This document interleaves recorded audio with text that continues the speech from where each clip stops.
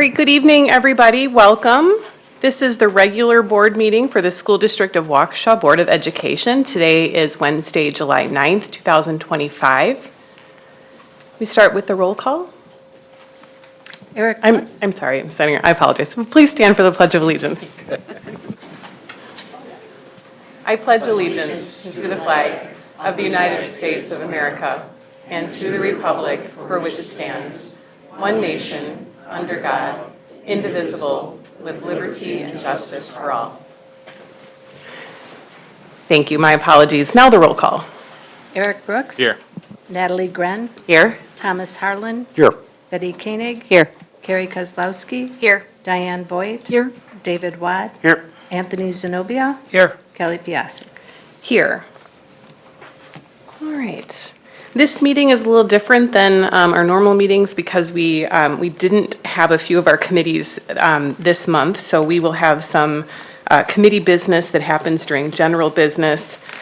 Because we're outside of the regular school year, we do not have bright lights. We do not have recognitions this evening or reports by the student representatives. So we'll move right into our citizen speakers. We have 19 speakers who signed up this evening. I'm sorry. If we're going to progress through this meeting, I'd like to ask everybody to just hold your applause. But we do have 19 speakers who have signed up this evening. We'll allow 3 minutes for each of those speakers. I'm going to read through our speaker guidance, and then I will announce each speaker and the person that's following that person. So we are now at the section of our meeting where there's an opportunity for citizens to speak. Because there are more than 6 speakers, each individual will be limited to 3 minutes. We will signal the speaker at 2.5 minutes to begin to wrap up comments. We expect all speakers to honor our time limit, refrain from using any inappropriate language, and to be respectful in their comments. Speakers who do not meet these expectations may be prohibited from speaking at future board or committee meetings. Speakers are here to address the board, not the audience. The school board does not endorse any comments made by members of the community here tonight. We would like to remind our community members of the impact of their words on others and that our children are watching. We commit to communicating with you in respectful and productive ways and ask that you do the same. We also expect that the audience will be respectful of the speaker and of the board and refrain from responding with verbal comments, cheering, applause, or other behavior that will detract from the progress of the meeting. Please note that no obstructions can be created between the board and the audience. Visual aids cannot be used, and the area behind the speaker and the podium will be clear during public comment. Also, in order to respect our speakers and our meeting participants, please silence your cell phones. All right, our first speaker tonight will be Paul Ridenour, followed by Kurt Burry.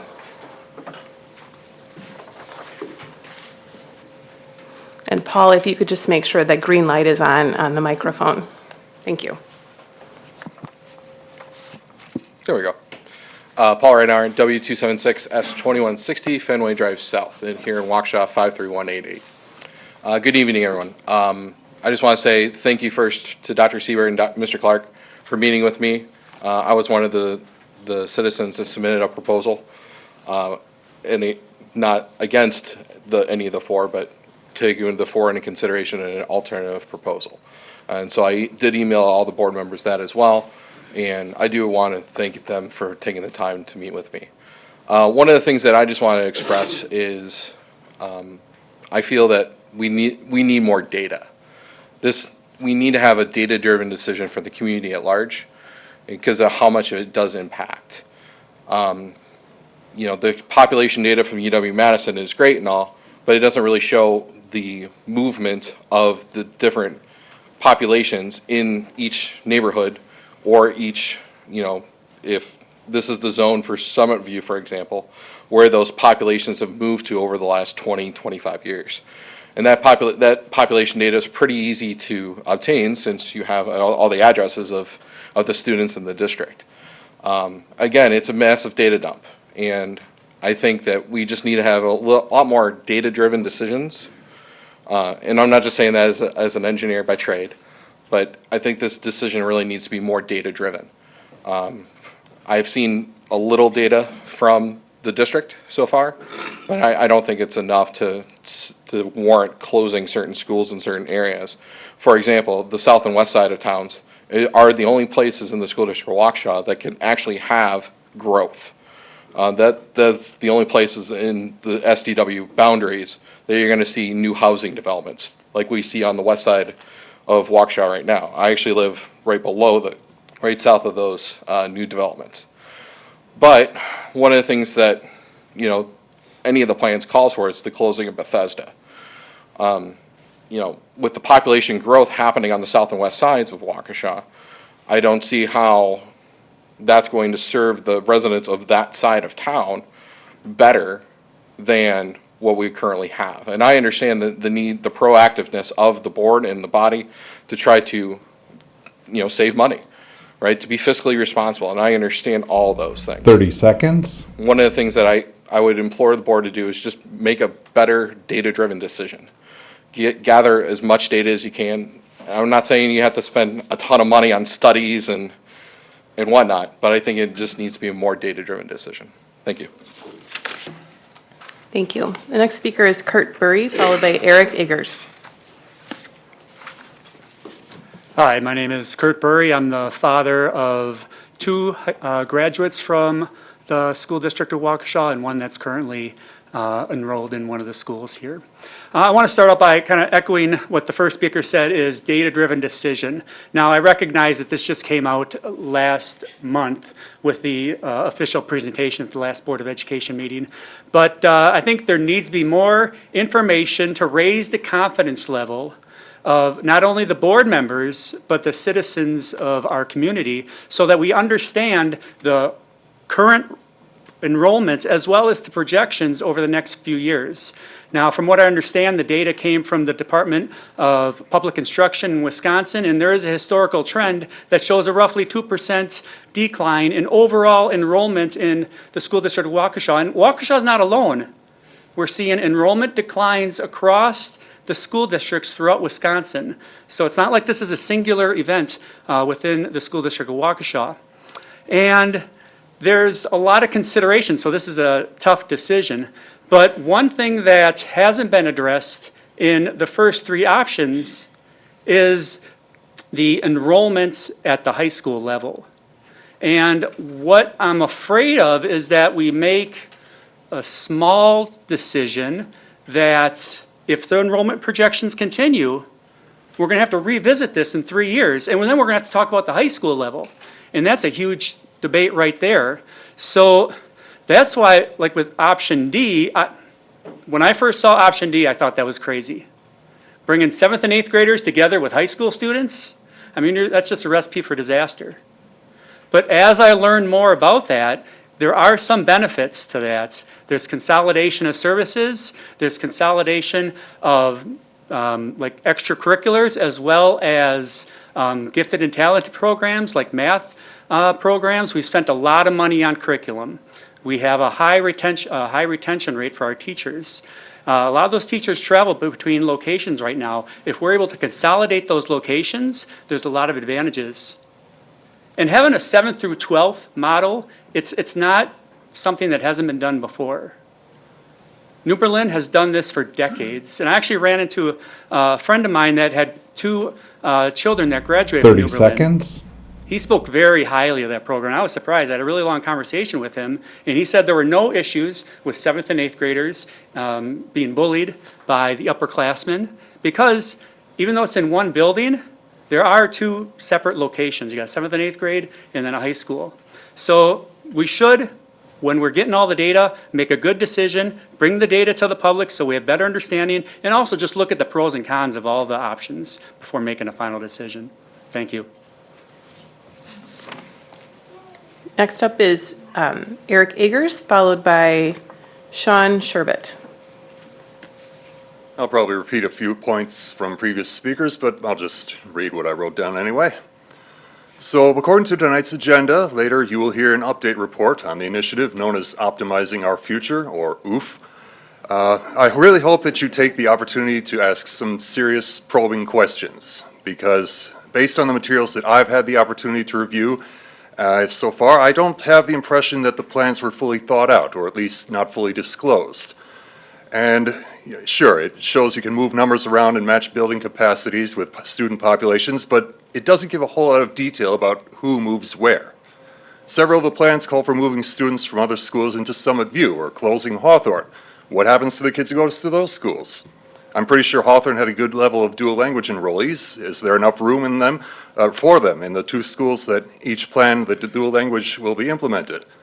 It's mentioned that new school boundaries are going to have to be redrawn, obviously, but what do those new boundaries look like? Did they try to draw some new boundaries, or are they going to wait until we decide on a plan before doing that? I'm sure Applied Population Lab's got enough data to figure it out. Why don't we have like a website where you can enter your student's ID and it'll show them where each plan would send them?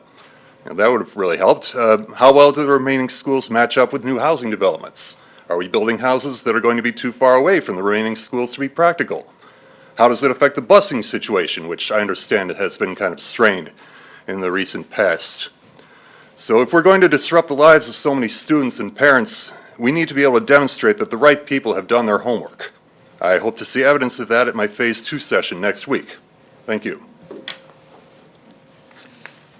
Thank you. Sean Sherbet, followed by Megan Eigenbrod. Said that right? How's everybody? Sean Trebay. I've been in the community now for 2.5 years. Moved here from the Dallas-Fort Worth area for a job transfer with the Campbell Soup Network. I am a process engineer, mechanical engineer by trade, and working with them as a data science to set their KPIs, do their capacity studies for the company, and show where we're underutilizing and overutilizing lines and how to spread that capacity and shut sites down right there. So I do this on a professional basis right here. And when I looked at this study, I'm not going to hit on these data points because they already brought up a lot of good topics and everything. But when I looked at this study, there's no data point in here, or never would I go to an executive level board and tell them I'm recommending shutting down a facility in Southern California based upon one variable. A 3% change in either direction will ruin y'all's plan and cost the taxpayers and the community more money than you want to deal with right now, right there. And it's short-sighted in the data set right there. It upsets me to talk about it. And I want the team to go back and delay this process and go back and actually do a thorough study on this. Because even the people that did the study said you could not come to that conclusion with this data that they provided. Right there. Secondly, I want to talk about me personally. When I first came into this, we moved into the Merrill Crest area. And one of the things that was a selling point, Eric, our realtor, said, hey, watch this. Walked around the block over a hill, and there was the Bethesda School District, our school, elementary school for my child, right there. You go back and look in every circumstances, there's around about a 13 to 15% decrease in property values that occur right there when y'all do this kind of stuff. It's a short-sighted understanding of the impact to the people and their property and their private investments. For me, it's a $375,000 investment right there. And one of the top scores, when I called my wife up and said, hey, I found a place for us to live, she said, how close is it to the school? I said, Finn could walk there by himself as soon as he gets into 3rd grade, right? But I mean, that was one of the selling points right there. And for the others to take that and put something as barbaric as those 4 studies and those options right there without any consideration with it, we really need to go back and review that study again and have the right variables put in there, not just one. Secondly, what is being done about the demographic impact to the Hispanic community? With every proposal, 30 seconds. there is a 30% or 29.7% impact to the total Hispanic student population right there. I mean, when I look at that study, and I believe that innocent until proven guilty, I had to ask those questions. Was this intentional targeting? Right there. You know, this is young men and women that are coming up in our community that should benefit off the education, and the team here should be looking at ways in which they make that education. Your time is up. Enriched. Thank you. And, Thank you. Megan Eigenbrod, and then followed by Melissa Toledo.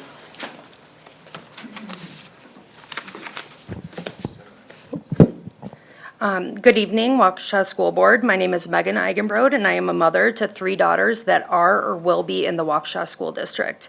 We moved our family from Chicago to Waukesha and specifically honed it on the west side. The West Side was so appealing to us because of the performance and the dual language program at Bethesda. As many of you know, these proposals were based off of a 4-week study that does not consider many critical factors and is contradictory to the City of Waukesha's study that was conducted over 6 years.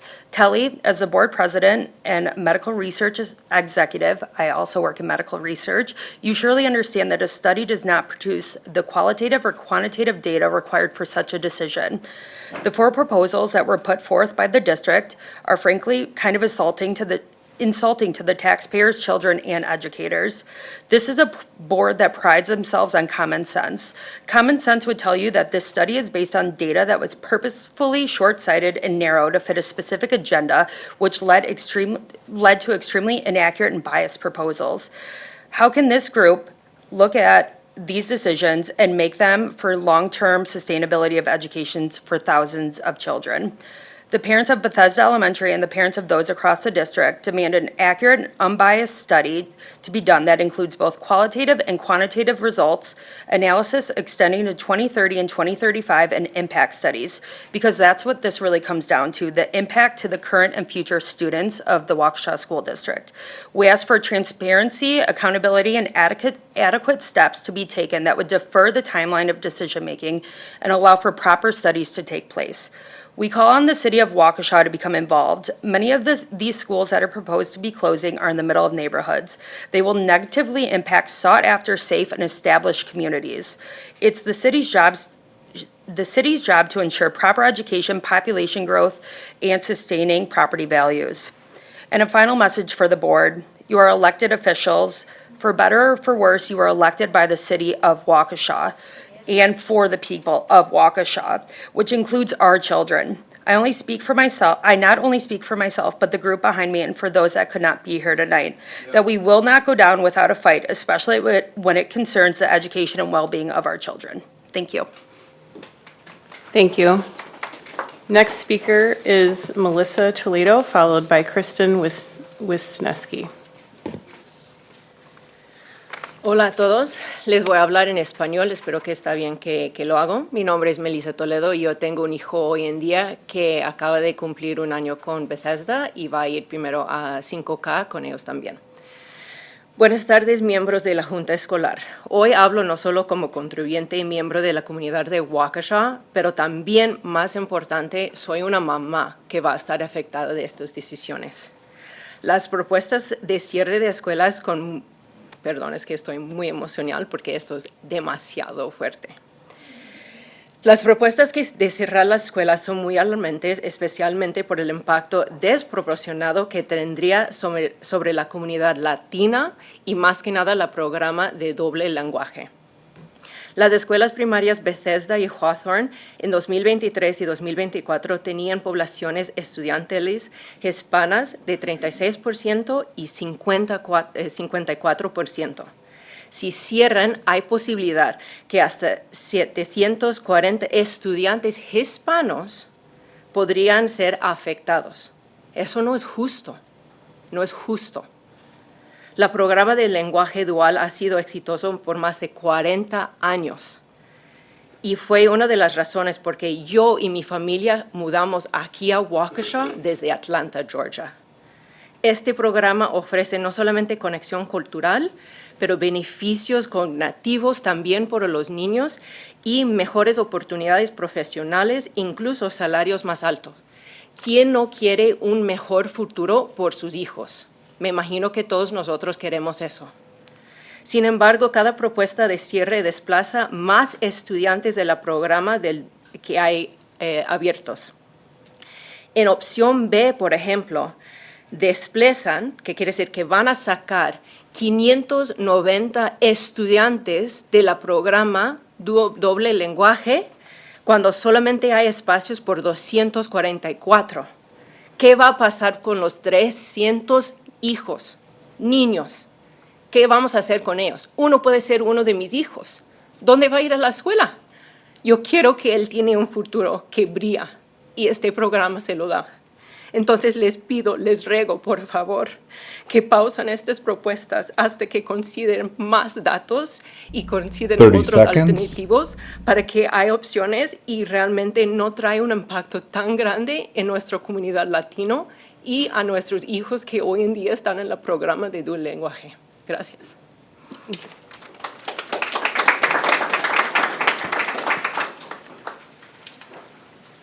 Next speaker is Kristen Wisniewski, followed by Dana. I will have to clarify the last name when you come back to the podium. I can't read it. Kristen. Hi. I was the one that brought the blue little pamphlets here. If you could please pull this out. There are a few things that I just want to mention specifically in there. It'll make it a little bit easier to make my point. So this document started as 21 pages and it's now 30 pages. And it came across from just the want for myself to have more data. Because that's what I use when I want to make decisions and like big decisions and big changes like the ones that were proposed in this, the initial proposals. As a parent and a teacher in the district, I know that there was a lot of data that was publicly available, but not necessarily presented in those options, and so this was my attempt to put all of that together in the matter of like enrollment area maps and then various data tables that kept the focus on the data that was already, it kind of looked like it had been analyzed, but it wasn't shown. So what I want to direct your attention to is the capacities tab there with the Post-it. And there were just a few things within here that didn't quite make sense to me in terms of like the capacity study, not mentioning the capacity of Harvey Phillips, even though that was a building that used to be used for students and now it's not being used and it just says it's idle. Why isn't that being considered for additional seats there? And then with the Blair Administration Building we are in, that had said that it could be used for some additional classes in the future, but there was no reanalysis of the capacity for the building other than what it was at before it was renovated. And then also it was interesting to note too that in phase 1 information, it had said that Pleasant Hill was not supposed to change its current status as being leased. It said maintain current use, but then in the phase 2 information, it had said that it was being sold without changing the actual seat capacities. And then it was counting it as like reduced seats, even though the maximum number of seats hadn't changed from phase 1, even though it should have been upped in phase 2 because of the building changing purposes. And then if you would please go to option D, the option D tab. And look at the map on page 23. This is the enrollment areas 30 for seconds. those schools that are being closed. So Hawthorne, Lowell, Bethesda, and Prairie, and they are all the smallest footprint schools, all in the center of our district, where the majority of our scholars would be walking to school. This plan also would displace 232 English learners and 410 students with disabilities from their current school where they receive services. So I just want to note, there's no doubt that any of these options would possibly save the district money, but Your at what time is up. cost? Thank you. Kuhn, Can I hand out a couple of? you can just hand them to the board secretary. Thank you. And the next speaker will be Paul Reese. Thank you. All right, well, thank you for meeting with all of us and taking all of our concerns seriously. I'm here today as a parent of 2 children currently attending Bethesda Elementary and a proud community member here to speak on behalf of Bethesda, our beloved Waukesha schools, and the families those schools serve. I'm here to urge you to keep Bethesda open as part of any future plans. Bethesda is a well-enrolled, successful dual-language school that ranks 5th in academic performance, has exceptionally high teacher and staff retention, and is one of the most sought-after schools in the district. Our PTO is among the top fundraising organizations in the district, and if Bethesda remains open, we are prepared to fundraise and pursue grants for any necessary upgrades. As a taxpayer and a voter in Waukesha, I deliberately chose to invest in the Bethesda neighborhood specifically for the school. I did not choice in from another area. I bought my home here because I believed in Bethesda's excellence. Closing neighborhood schools like Bethesda will have significant impacts on our property value and our community as a whole. The 53188 zip code has the highest percentage of children under the age of 5, the highest compared to any other zip code in Waukesha. That's 2,300 potential future students. The options you have presented us with will leave hundreds of children displaced and leaving incoming families with no other choice than to look elsewhere for their children's education. There are many community-driven alternatives. I know that you guys have gotten a lot of them. I have one myself. I also think that we could do things like returning the sixth graders to the elementary school to free up space in middle schools. So the 3 current middle schools can be consolidated into 2, and the STEM program could go into one of the existing middle schools. This will eliminate the need to close any elementary schools while still addressing the concerns of the school district, giving the ability to sell both Saratoga and White Rock with moving East High School to Whittier STEM campus. We're not asking you to ignore the challenges you're faced with. We're asking you to slow down, to listen to the community, and to reevaluate your plans with updated data and real community input. These decisions are not just financial, they are deeply personal and will have generational impacts. Thank you for listening. Thank you. Next up is Paul Reese, followed by Madison Gonzalez.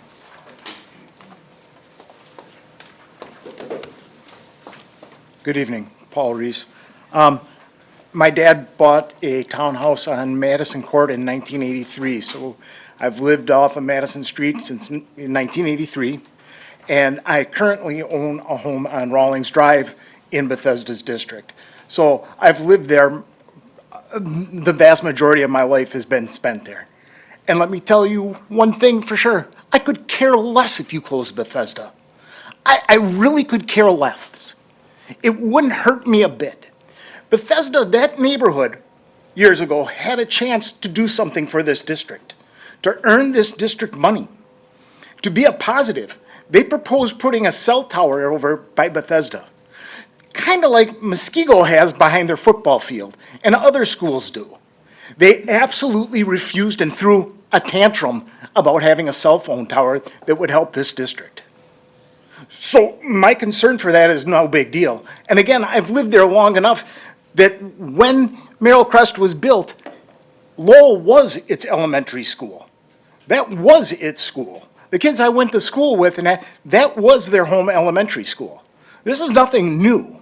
And to act all huffy about, we're going to redistrict this district. Oh boy, it's going to be such a disruption. We've done this before. We've redistricted this before. We built a new high school at one time when the projection was in growth. We built a new elementary school. Everything had to be redistricted. Everything was everything was different. Everyone had to move into different districts, and that was no big deal. So what is this, a jobs program we're running here? Is we're worried that some people are going to lose jobs? Because I grew up again in this town, and I remember when jobs were big in this town. I remember when Waukesha Engine was packed. When you couldn't get through this town when Waukesha Engine and Gertie Foundry let out. It was packed. Everything behind Stop and Go, that was all overflow parking lots back there. And then we got Bill Clinton in charge, and we got NAFTA, and China got favored trade status, and Waukesha Engine died. And all those jobs went away. And no one gave a crap. And this town has receded ever since then. And you know what? So those who are worried about losing your jobs, trust me, I hear you. And I feel for you. I know what it's like. But don't worry, you can always learn to code. 30 seconds. Thanks. Next speaker is Madison Gonzalez, followed by Diane Baer.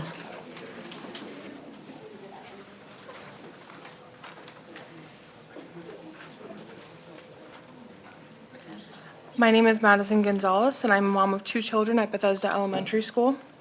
The consequences of this Optimizing the Future plan is having to tell my children that their academic home might not be standing in a year. Bethesda is more than just a school, it's a thriving community. If any of the 4 options presented are chosen, that would mean busing students out of their community and transportation issues, increasing class sizes, reconfiguring school boundaries, displacing a large portion of our students into the dual language programs and cutting them in half, transitioning special education students, affecting local property values, and so many other concerns. As a result of those concerns, I am asking the school board to do 3 things. 1, halt all decision-making until the families and staff that will be directly impacted have had a chance to engage and give feedback. 2, data reconciliation needs to be done, as well as impact assessments. And 3, allow for Spanish-speaking families in our dual language programs to ask questions and engage in these decisions, as many feel left out or don't believe that there will be proper translation in meetings. Those families deserve the knowledge of these decisions and a voice as well. I believe in collaboration and speaking with transparency. I believe that decisions that affect our children's education shouldn't be treated as a business opportunity and shouldn't be done without answering our questions. We want to work with the district and find solutions that support all families, students, and the long-term strength of our community. Thank you. Thank you. Next speaker is Diane Baer, followed by Angela Hootie.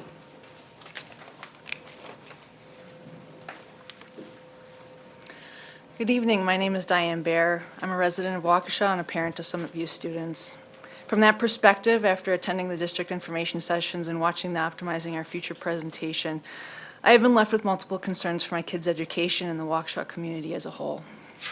I am most alarmed that the long-term strategic plan of the district seems to be simply to continue to lose students, shrink the district, and watch money and opportunities for our children disappear in perpetuity. There have been no plans or mention of any efforts to attract or simply retain students in the district. Many families, including my own, have chosen Waukesha schools not for its test scores, but because of the choices and unique educational programming this district has provided for over a decade. I believe that the options laid out for the future will encourage families to continue to leave the district, and I'm not convinced that the leadership of this district really even cares. I have great concern regarding integrated arts education at Summit View being restricted since the pandemic and not allowed to flourish at its pre-pandemic levels. Summit View is an arts integrated magnet school. By definition, there should be inherent flexibility in how the curriculums are taught. Further, all the proposed future options repurpose Summit View for other charter schools and remove arts integrated learning from our district completely.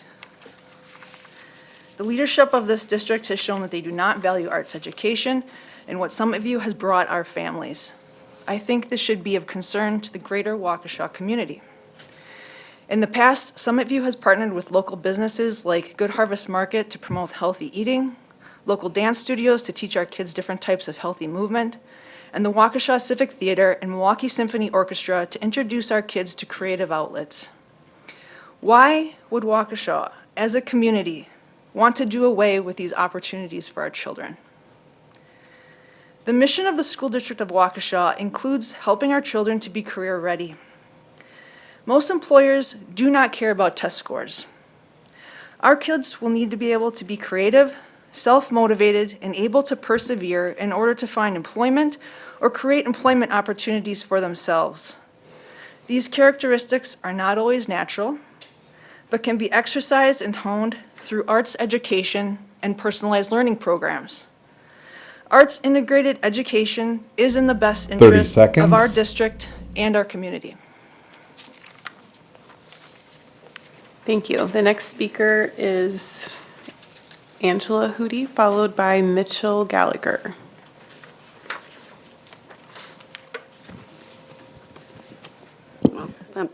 I'm short, but I think this will work. Hello, my name is Angela Hootie, and I have 3 daughters that attend Waukesha schools.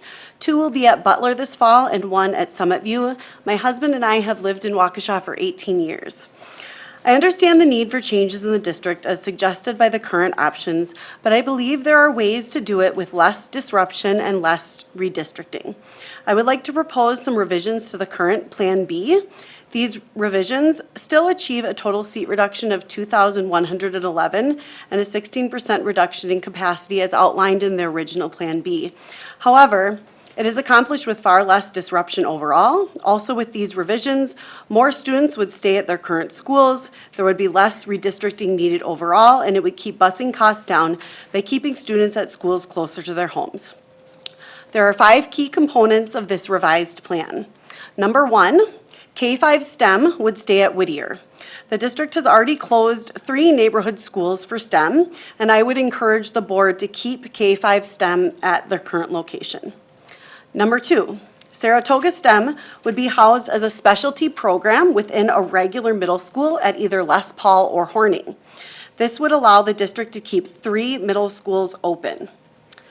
Number 3, the dual language programs would continue to be offered at both Banting and Higher. Number 4, Summit View would remain open as both a neighborhood school and as an integrated arts magnet elementary school. All 4 of the current plans have a high number of students who are displaced, specifically on the northwest side of Waukesha, with potentially Bethesda closing and Hawthorne closing, and also looking at repurposing Summit View for other things. And keeping Summit View open as a neighborhood school would really help with some of those concerns. Number 5, Waukesha East and WTA would be housed within Waukesha West High School or potentially North as a separate specialty program. These programs could be held in a separate section of the building with even a separate entrance and a separate bell schedule. I have already shared these revisions with Dr. Siebert and Mr. Clark, and I am happy to share them with others as well. Again, these 5 key components in the revision, they retain the district's original goal of reducing the footprint of SDW, but I feel it does so with far less disruption across the district 30 overall. seconds. Thank you. Thank you. Next speaker is Mitchell Gallagher, followed by Harper Kraus.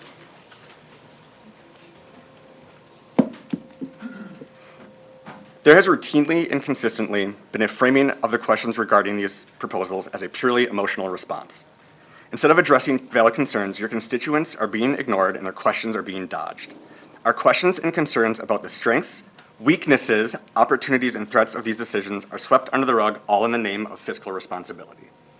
Fiscal responsibility is not cutting out as much as you can, whenever you can, or just making a number go up on a balance sheet. It's about making wise investments not only in our facilities, but in our communities, families, and kids.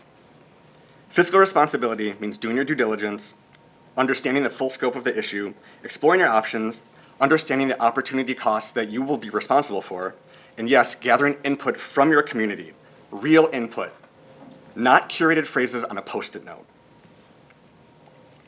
Here is your community input, and it could not be more clear. Moving forward with any proposal without a true impact study recklessly endangers our children academically, physically, and emotionally. It is betraying the transparency you promised to the entire community. It completely goes against what you say you're striving for. It is reckless, rushed, and fiscally irresponsible. Many of us voted for you. We are asking you to consider us your constituents. This is not an emotional response. This is a calculated reaction calling for the justification of the swift, life-changing destruction to the schools that many of us planned our lives around. My hope is the board will take a breath, step back, and do the work. But if instead you choose to shove through changes nobody wants, needs, or gets a true say in, then we will be ready, whether it be at the polls at the end of your respective tenures or terms, or even sooner in a recall campaign. I do not say this to be combative. I say this to only accurately convey the urgency this requires. We understand that hard decisions may need to be made. We're simply asking to be part of the process and to have these decisions be justified via legitimate studies.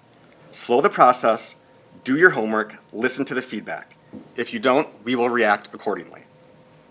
Lastly, and perhaps the most important piece of advice I can try to convey to you, do not confuse our passion for unchecked emotion. You were elected because of your stated commitment to wisely invest in our children. Prove it. Thank you. Next speaker is Harper Kraus, followed by Erica Kocianski.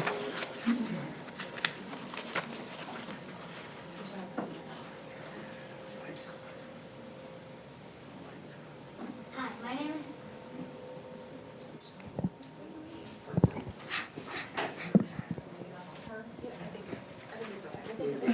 We can hear you.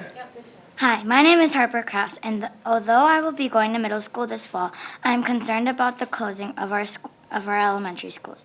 Neighborhood schools are very important to our Waukesha community. We feel safe walking to and from school, which almost all my classmates do. If you close Bethesda, where will all those kids go and how will they get bused? People in our community also look forward to the fun events our school has, such as Bethesda and May Day Walk. Elderly sit in chairs outside playing music and cheer us on as we walk by for our fundraiser.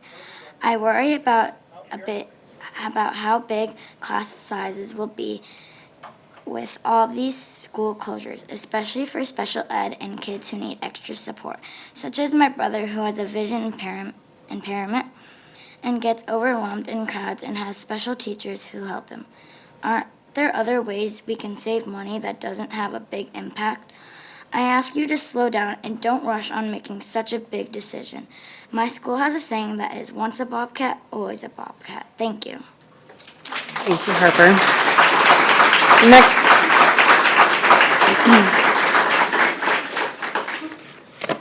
Our next speaker is Erica Kochansky, followed by Karen Fraley.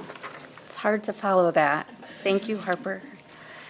Good evening. My name is Erica Kochansky. My daughter Rosalie will be a fifth grader in the dual language program at Bethesda Elementary this fall. Tonight, I stand with concerned families, educators, and community members from across the political spectrum to demand, respectfully, that you immediately pause any upcoming votes regarding school closures, redistricting, and facility changes for at least 18 months. Doing so will allow a more reasonable amount of time for data reconciliation, consideration of threats to key programs like dual language and special education, thorough exploration of proposed options and alternative solutions, comprehensive impact studies, and meaningful collaboration among all key stakeholders. As a proud parent of a dual language program participant and of a disabled child who no longer attends public school because of large class sizes, I believe it is imperative that we examine how closures and redistricting may disproportionately affect students based on race, income level, English language status, and disability. In the time I have left, I'd like to call attention to information that seems pertinent to, and yet missing from, the conversation. The first item relates to the special education reimbursement rate. According to the district's Optimizing Our Future Frequently Asked Questions document, quote, currently special education is reimbursed at 30%, and we use an additional $20 million from our general funds to support all of our special education students. If the district were reimbursed at a higher percentage, we would use less of our general funds, end quote. As you must know, the Joint Finance Committee recently approved increasing that special education reimbursement rate to 42% next year and 45% the year after that. That means that our district can expect to receive an additional $3 to $4 million every year going forward. This change must be taken into account. The other item relates to properties owned by SDW, like the building we are currently occupying and vacant land. Why is the sale of these properties not included in any of the four options? It seems to me that if the district is strapped for cash, the most obvious spaces to sell would be those not occupied 30 by seconds. students. It concerns me that schools are on the chopping block while this comfortable, air-conditioned building that only houses our administrators is not mentioned in any of the four options currently on the table. Thank you. Thank you. The next speaker is Karen Fraley, followed by Ethan Vandenhavel. Good evening. My name is Karen Fraley, and I'm the parent of two students in the dual language program at Butler and Bethesda. I am also the vice president of the Bethesda PTO, and I am here tonight to ask you to take a step back and delay any action or votes on school closures, redistricting, or reconfiguring the grades until data reconciliation, impact assessments, and proper due diligence is performed. Closing schools should be a last resort, not a first. And it is a decision which must be taken with full transparency, full community engagement, and a full reckoning with the entire range of consequences, all of which must be planned for and addressed before decisions are made. Thus far, we've seen very little of that. The administration has laid out four options before the board, but where are the four implementation plans? Where are the hard numbers that show what the financial costs of each plan would be, whether due to the need for increased busing or facility upgrades or contract buyouts or other costs? Where are the detailed plans that show where students would end up in each case? Are you aware that in options B and D, middle schools would immediately be over capacity? Our students are not just numbers in a spreadsheet that you can shuffle around at will. There's ample research that shows how crucial relationships are for educational outcomes, and all 4 of these plans take a wrecking ball to our students' relationships with their peers, with their teachers, and with their communities. Until you can answer the questions of where is each and every student going to end up in each plan, what is the impact on bus routes, what is the cost for increased transportation needs, and where do you find the bus drivers? What are the facility costs to ready the remaining buildings to operate at full or in some cases over full capacity?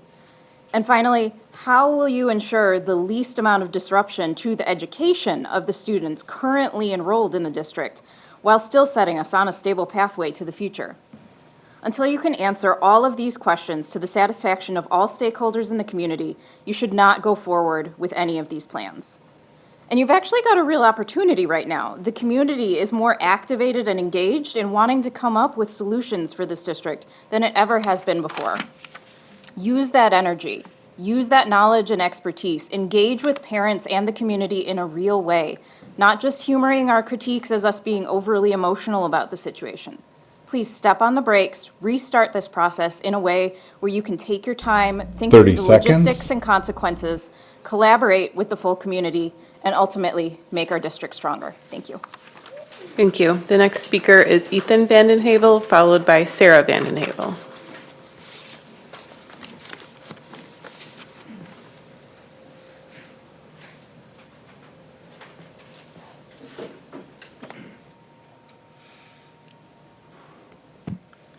Hello, my name is Ethan Vandenhoevel, and I am a recently graduated senior from Waukesha West High School, who also attended Bethesda Elementary from 2012 to 2017.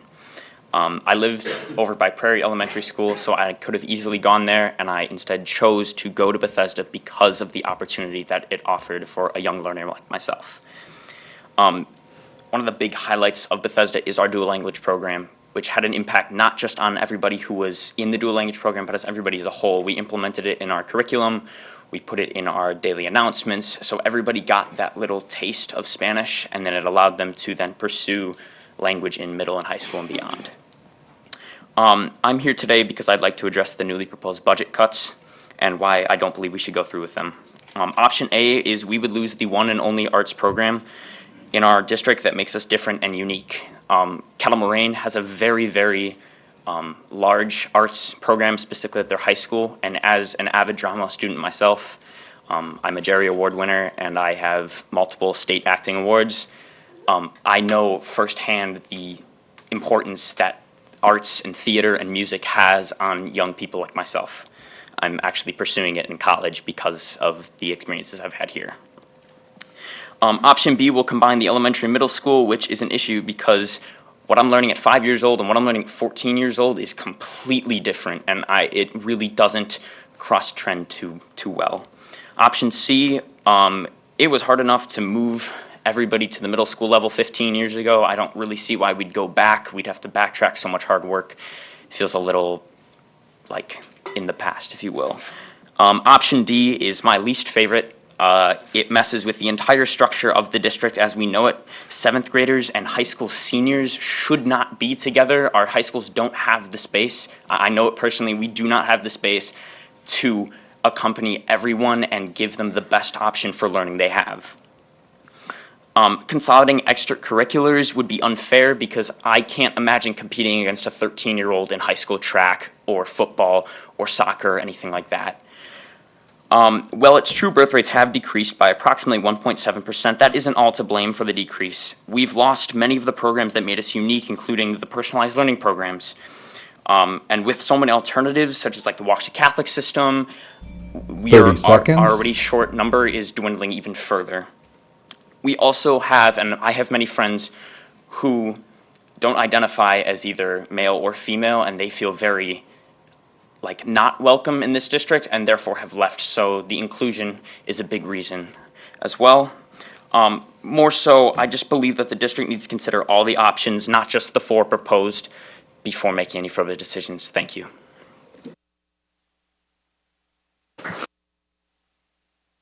Thank you, Ethan. Next up is Sarah Vanden Heuvel. I apologize for the last name.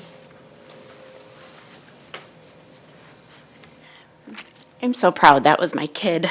Hello, my name is Sarah Vanden Heuvel. I have just finished my 25th year of teaching in the school district of Waukesha, although I really have more like 38 years of experience if I include the time that I was a student here myself. I make this point because I think the history and connection to the district is important. I remember many programs that made us the top district: environmental education, GT that was more than just a label, a personalized learning program that achieved national recognition. There was a time when many of the board members and district cabinet members had histories in Waukesha similar to mine, but that's no longer always the case.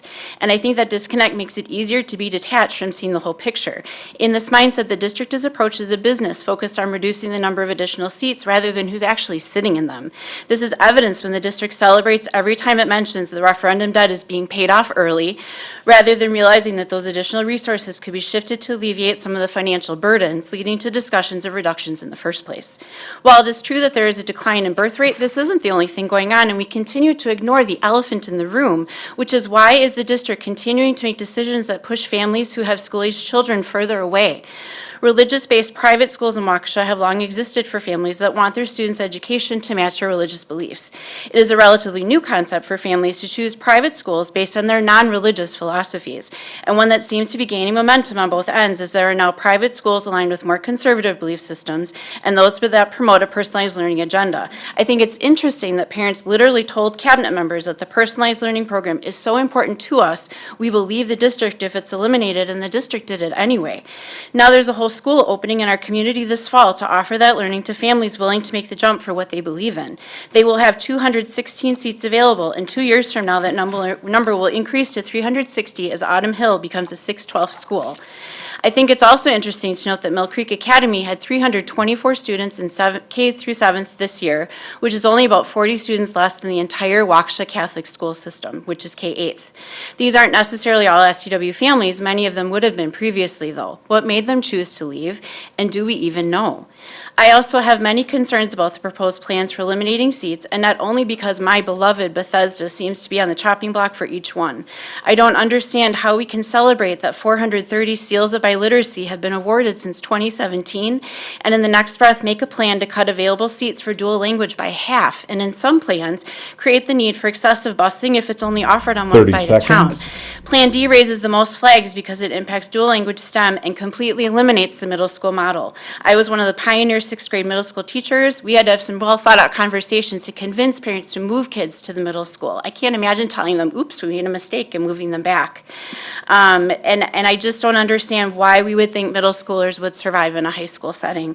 We need to slow down. We need to look at the kids in front of us and make sure we have the data to support the decisions that we are making. Thank you.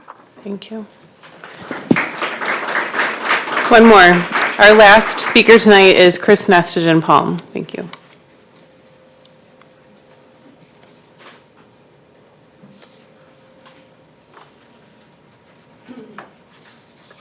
Good evening.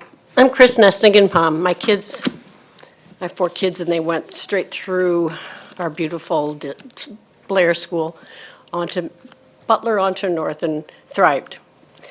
So I suffered through the pains of losing our neighborhood school. We fought. We represented why you shouldn't close Blair. And I'm sorry, nothing changed the district's mind. So I'm a little cynical. But I'm going to take a different approach. I'm going to urge you not to close the urban area schools in Waukesha. These schools do not heavily bus, kids walk, parents drive. It makes more sense to keep Lowell, Bethesda, Hatfield, all these within a mile or 2 of the downtown open. Losing city schools will hurt the vitality of the city. Right now, we have a very energetic downtown, and we want people to move into the city, use our downtown. So people that maybe live 5 miles away aren't as likely to come shopping, participate in the fun activities. Have you worked with the city? Have you talked to the mayor? Have you talked to the alders on the impact of closing these urban schools? And I would urge you, if you haven't, to do that. I also feel the district is going for fewer schools but larger, and that's never good for the kids. So yes, I know you have to balance your budget, but not on the backs of what helps the children. Blair had 350, 400 kids. It was wonderful. I wouldn't have wanted my kids to go to a gigantic school. I feel that's what we're going for. Fewer but bigger.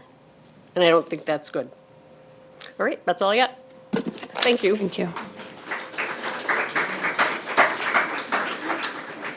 All right. I do want to thank everyone tonight for respecting some of the rules that we have. I appreciate everyone keeping to time, very impressive. And for those that I did cut off, I apologize. I was just trying to be fair with everybody. And I also apologize for getting some of the last names wrong.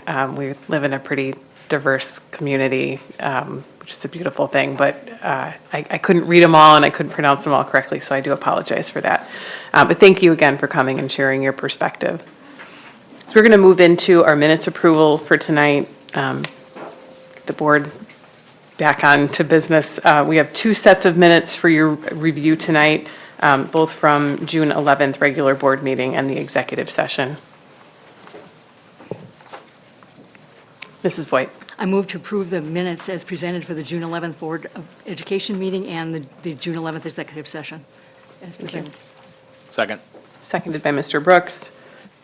Any corrections or questions? Okay, Mrs. Ettinger, would you take the roll call, please? Betty Koenig? Aye. Natalie Gren? Aye. Eric Brooks? Aye. David Wad? Aye. Anthony Zenobia? Aye. Thomas Harland? Aye. Carrie Kozlowski? Aye. Diane Voigt? Aye. Kelly Piasek? Aye, passes 9-0. We have a WEF update tonight, Mrs. I do. It's short, but short and sweet. Thank you, Madam President. The Waukesha Education Foundation Board of Directors met last in June. We will resume meetings in September.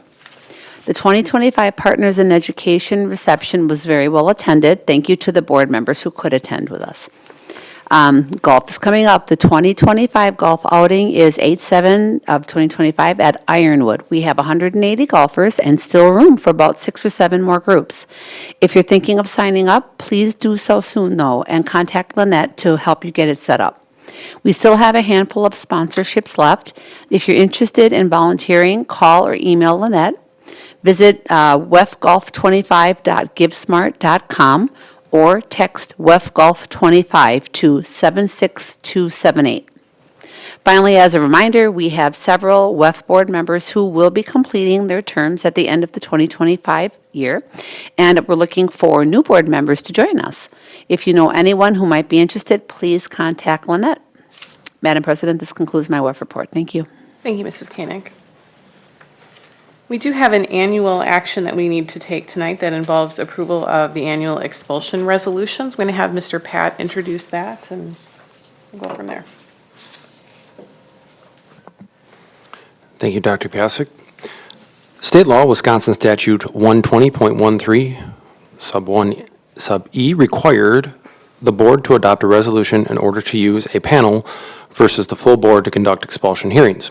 It is also assumed on rare occasions that due to last-minute schedule changes or illness, a quorum of a panel may conduct a hearing. The resolution adopted by statute must be renewed each year. And provided to you is that resolution along with each year it was renewed by the board, which has been happening for since 1997. Thank you. Thank you. Are there any questions about the resolution?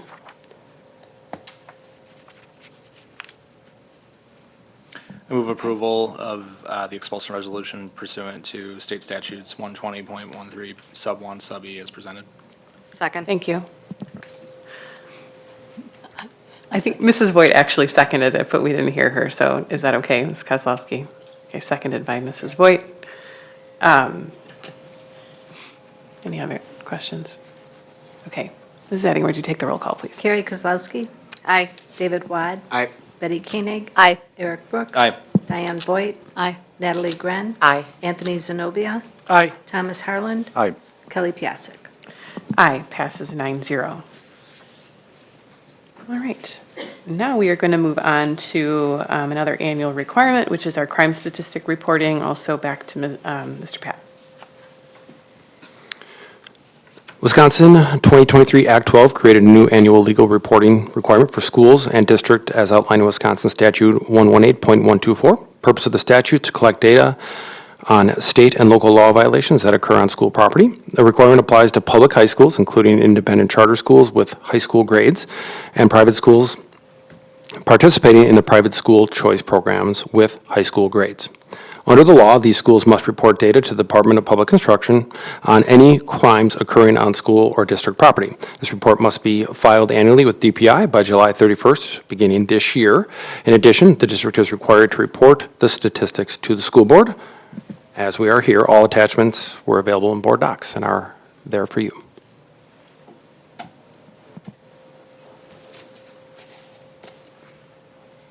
Looking for any questions or comments from board members. Mr. Wad? I was going to move approval Okay. of the annual crime statistic reporting. I second. Seconded by Mr. Zenobia. Anything else? Okay, Mrs. Ettinger, would you take the roll call, please? Anthony Zenobia. Aye. Eric Brooks. Aye. Carrie Kozlowski. Aye. Thomas Harland. Aye. Natalie Gren. Aye. Diane Voigt. Aye. Betty Koenig. Aye. David Wad. Aye. Kelly Piasek. Aye, passes 9-0. Continuing on would be approval of our CISA contract for the 25-26 school year. And Mr. Pat, can you introduce that as well? The 25-26 annual contract with CISA 1 includes various services and seats at several student learner programs, including seats at Project Success, New Pathways, Turning Point, Distinguished Scholars Academy, and New Connections. CISA 1 has been authorized by the state of Wisconsin to provide educational services to area districts on a cooperative basis. CISA has provided support in curriculum instruction, special education, at-risk, Title I, and parent education to school districts for many years. The school district of Waukesha has been well served by the programs provided and would like to continue to participate in this cooperative effort. I've been provided the contract, and I also provided information in our Student Services Committee in regards to that partnership, and that presentation is for the public and for you in your packets. Thank you. Before I receive a motion, I just want to clarify too, because I know we have a lot of folks with us today that maybe aren't, or this maybe their first board meeting or haven't been to one in a while. A lot of the things that we're doing tonight are statutory requirements that happen on an annual basis, and this is one of them. All of the documents that are being referenced are actually available to the public on our board docs website. So if you wanted to see those, and the board, and those are actually posted along with our agenda, so the board has access to review those ahead of time. So just wanted to comment on the fact that we're kind of moving through some of these statutory things, but not without the appropriate amount of review or transparency. Mrs. Voigt. Should I make a motion first or raise a question? Raise your question. Okay.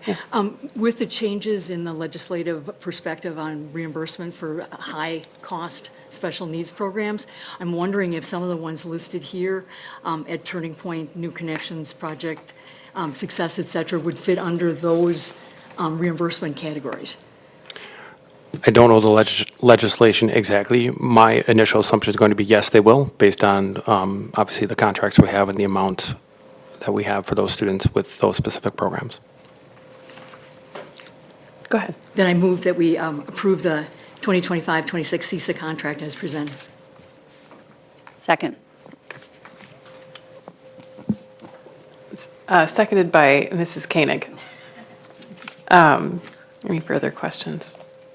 All right, Mrs. Ettinger, would you take the roll call, please? Thomas Harland. Aye. Diane Voigt. Aye. Betty Koenig. Aye. Anthony Zenobia. Aye. David Wad. Aye. Carrie Kozlowski. Aye. Natalie Gren. Aye. Eric Brooks. Aye. Kelly Piasek. Aye, passes 9-0. All right, now we have a new topic, which is approval of WIAA Sunday game participation. I'm going to hand that over to Dr. Siebert. All right, thank you, Dr. Piasek.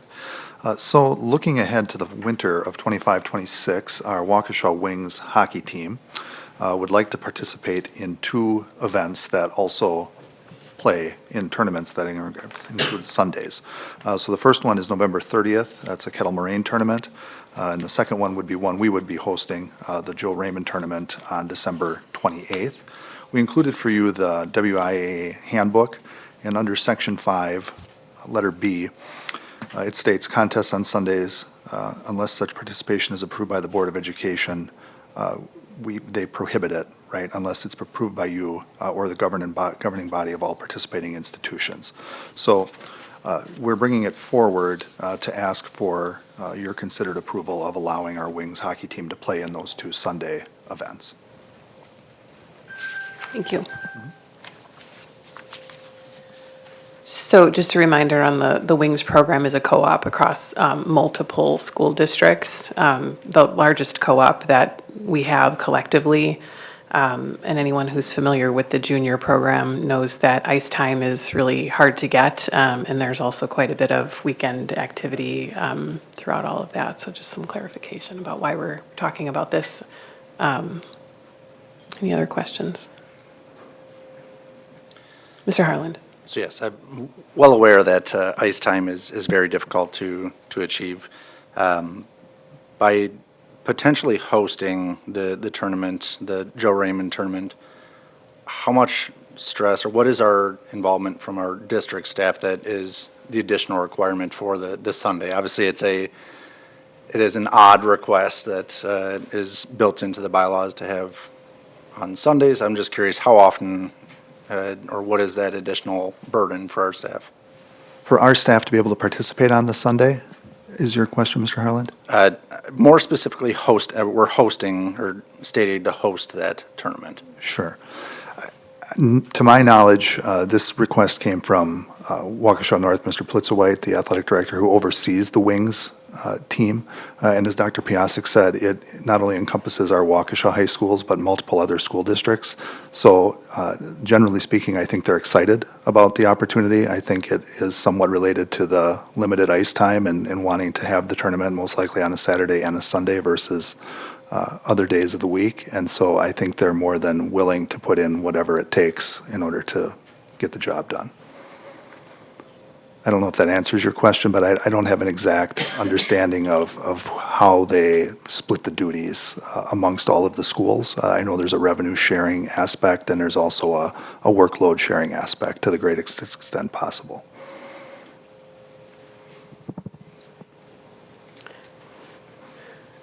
I have a follow-up question just with respect to our athletics code of conduct. I know in some cases there are consequences for students missing games or unable to participate in games. And I'm just curious how we address that, especially where it might involve a deeply held personal or religious belief.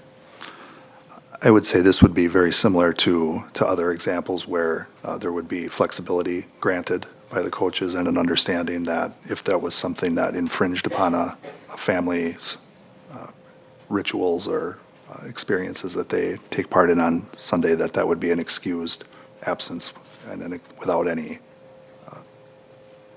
penalty, if you will. Mr. Watt? Yeah, that does raise an interesting question, though, since it's a co-op program, and I would assume that there are coaches and students from other districts. How do we, as a school district, enforce that within a co-op that may not be staffed by district employees? How do we enforce what, Mr. Watt? The fact that these absences would be excused and that there could not be penalties assessed for missing a game, save for a deeply held religious belief. I think we could just control it for ourselves. I mean, I think that would be, we can talk to Mr. Plitzowite to try to expand that beyond, but ultimately it would come down to the individual district's perspective on it. I would assume most would be in the same boat as us, and we can certainly discuss with the coach of the Wings that is our expectation, which would apply. Thank you. This is a unique program also in that it has its own governing board. They do manage the funding for this a little bit differently since the ice time costs are significant. So there's a whole layer of operations. But just as a reminder to folks, the way the co-op is set up, Waukesha North is actually the lead school for this particular co-op. So with our athletic director approaching us with this request, I think it's coming on behalf of the program and not Correct. something that we're asking them to do. Any other questions?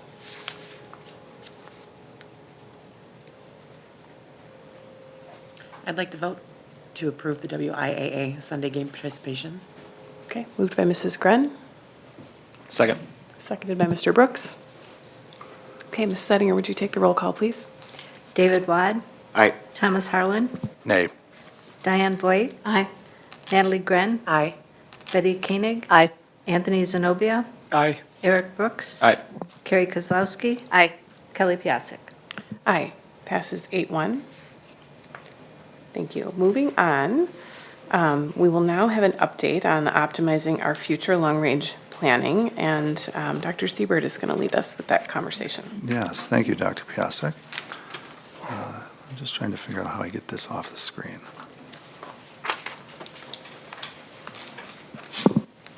Okay. There we go.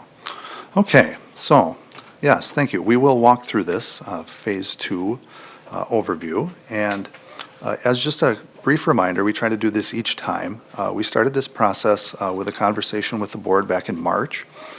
We then held our information sharing sessions in both April and May, talking about the rationale behind this process and our objective to use the entire calendar year of 2025 to make a decision, with no decision then being impacted or beginning until the 26-27 school year. We are just entering the gathering input phase, where we have created the 4 administrative proposals, where we're trying to get the internal and external feedback on those proposals. We'll talk about that in just a moment. And then that all builds into Phase 3, which is targeted for October to December, where we hope to bring a recommendation, a final recommendation to the board for your considered approval. We've talked about this slide multiple times, and you've seen it multiple times, and we just want to continue to emphasize that this is not simply a Waukesha situation. This is a state of Wisconsin situation, and it's a situation that impacts essentially the entire United States. And ultimately, the districts that are on the left side of the page have all been through these kind of conversations, and they're not easy conversations, as you well know. And they either are in them or in the process of continuing to go through them. Our neighbors in Kettle Moraine are just about a month or two ahead of us. And in the blue box, not only does it impact K-12 education, but it becomes a situation that impacts higher education, the skilled trades and other professions, as we continue to graduate the large classes and we bring in the smaller and smaller classes that matriculate through the system. We want to talk a little bit about our enrollment studies that we did through the Applied Population Lab at UW-Madison. The first one was one that they did for the entire state of Wisconsin in 2023. And really what's important is in orange is they pointed out that city school districts such as us, being the 7th largest in the state of Wisconsin, are projected to decrease the most, dropping by 2.3% annually. We've dropped by a little over 2 to 2.5% for most of the reasonable future, or reasonable past, and is projected through the future, as is shown in our 2024 study that was done specifically for the school district of Waukesha, where it showed in 2024 that over the next 5 years, we would decline between 1,011 and 1,479 students. They also project that decline to continue through 2034, and we've seen that continue to happen, and we project that that will continue to happen, which is the rationale behind why we're trying to be proactive and get out in front of it. I also wanted to share this slide, which is one from the Department of Health Services, and we've talked a lot about our enrollment trends being a result of the decline in birth rate. And ultimately, what you see here is that from 2003 to 2023, you see the United States in black, you see Wisconsin's birth rate in blue, and you see Waukesha County's birth rate in orange. And so we trail both the state of Wisconsin and the United States in the amount of new births in our county. I think the city of Waukesha even trends particularly a little bit lower than that. So that is a primary factor in why we are talking about optimizing our future and right-sizing the school district of Waukesha. We've shown this slide several times, a 20-year snapshot of what enrollment has looked like in the school district of Waukesha dating back to 2004, 2005, to this year that we just wrapped up, 24-25, and how we've declined over that period of time at every level from 12,993 20 years ago in-person students to now 9,675 students who are in-person last year in our brick and mortar facilities. You'll see the numbers look a little wonky during this little phase here between 9-10 and 14-15. That's the period where we transitioned into the middle schools, where we went from where we had the junior high structure into the middle school structure of 6-8, and so that's the reason for the numbers looking a little bit different. When you look at elementary and you look at middle, it's not like we gained that many students in middle or lost that many in elementary. It was the change in grade structure. And throughout that 20-year period, as we've talked about, we've lost 25.5% of our student population, almost identical to what Kettle Moraine lost in that same period of time, 25%. So the other interesting fact about this entire picture is that we are currently, as I mentioned, the 7th largest school district in the state of Wisconsin, and we have been since 2004, 2005, every year in that 20-year period, and actually back to 2002, which is when they started collecting that data. So we've always been the 7th largest. So again, it shows that all of the districts around us in that top 10 are declining at the same rate that we are, which keeps us in that 7th spot, and that's the reason they're on that We Are Not Alone slide, because they're all having similar conversations. So when we look at our overall on-site capacity, we took it by school using our capacity study from Bray Architects. That's in the left column. In the middle column, we show by level how many kids we had in the brick and mortar facilities this past school year that we just wrapped up. So a total capacity of 14,232. We had on-site capacity again of 9,675, which results in 4,557 open seats as we finish this year. So this year we used 68% of our school district of Waukesha building capacity, and we believe the reason and the rationale behind this work is to right-size ourselves so that we don't have the amount of vacant seats that we have, and we're using a higher percentage of our building capacity within the district. We talked about, this was Mr. Clark's slide in the past, we've talked about some of the district footprint considerations that we've thought about, and really number one is aligning our building capacity to match our enrollment trends, which continue to tick down at about 2% per year. Doing the best we can to maintain geographic balance. That's not exactly possible, but doing the best we can to maintain it across the communities we serve.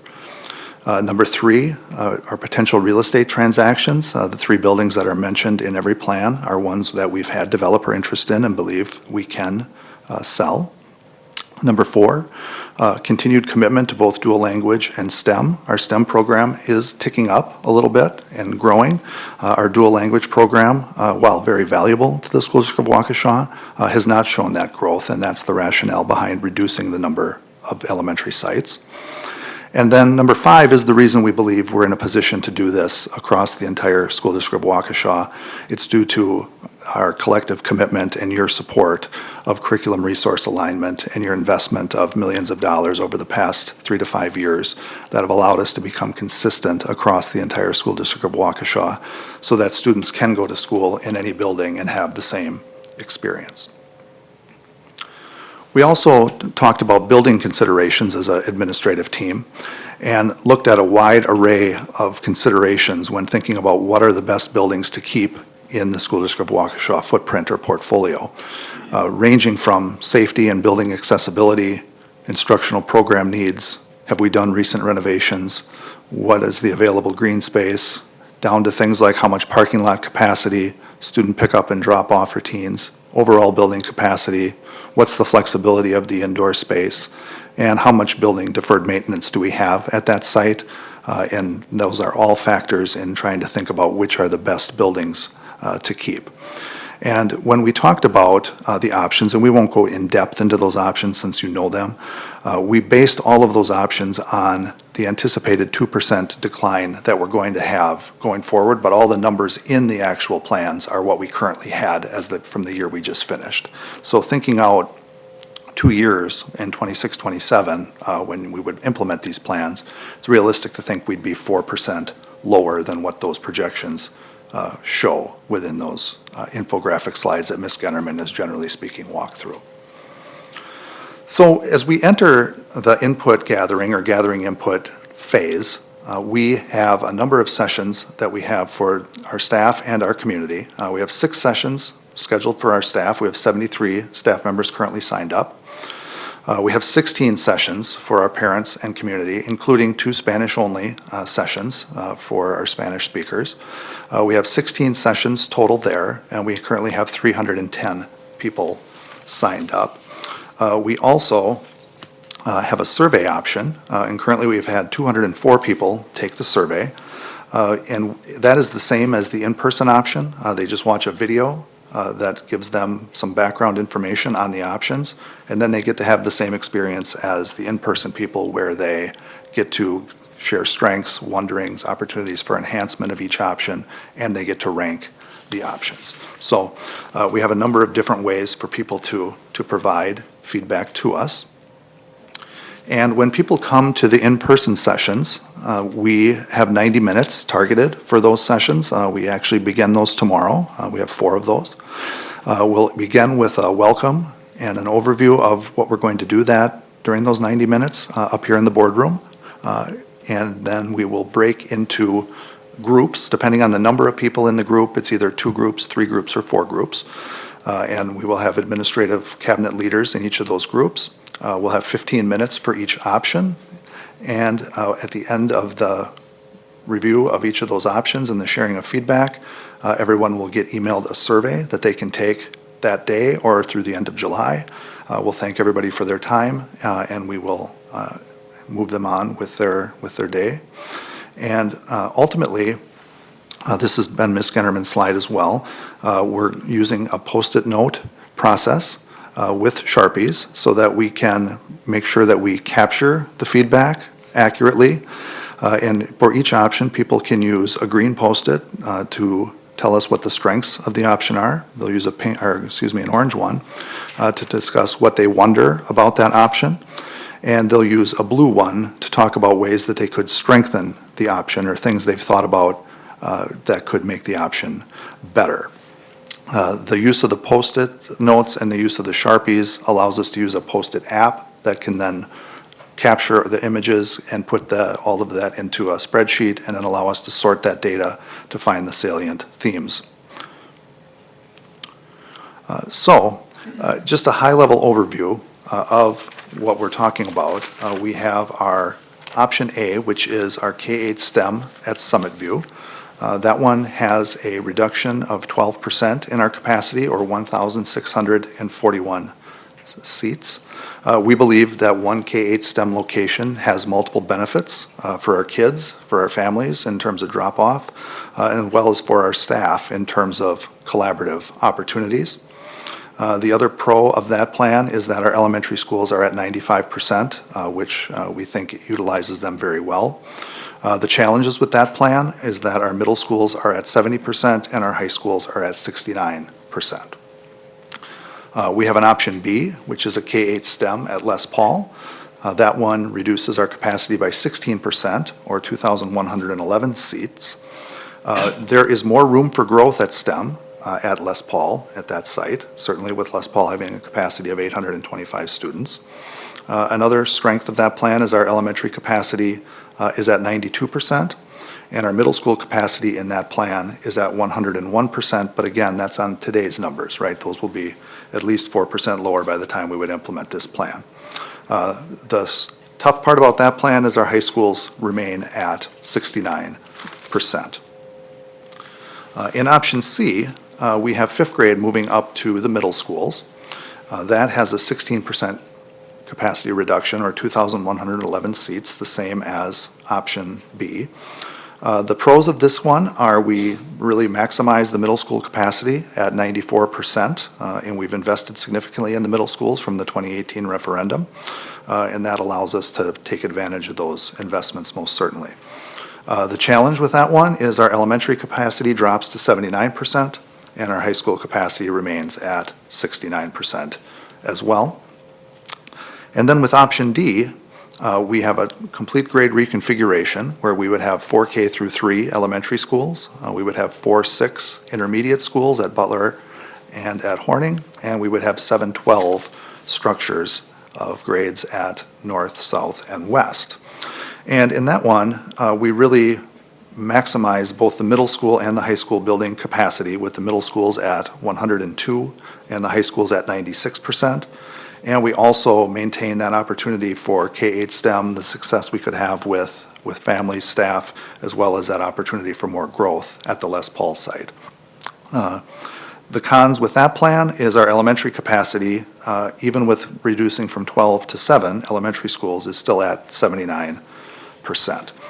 So as you can see, there are good things and challenges with each of the plans we proposed, which is in large part why we look forward to this month of July and these gathering input sessions to hear about strengths, wonderings, and opportunities for enhancement so that we can hopefully bring the best possible option to you as we enter the fall.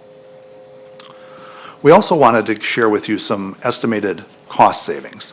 And these estimated cost savings are estimates, right? They are trying to give us an initial look at what would happen in each of these options, and they're based on the right sizing of employee groups as we reduce, as well as the elimination of the utilities, the custodial supplies, and the grounds maintenance and upkeep, such as snow plowing and grass mowing, that would all be eliminated in such a plan.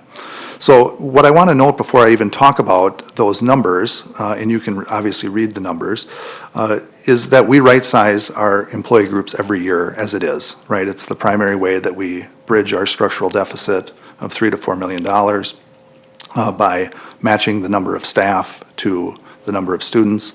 And in phase one, we had some slides that showed how we go about that, including our elementary section counts.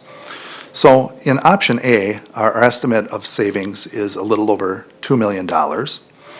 In option B, our estimate of savings is 2.797, nearly $2.8 million.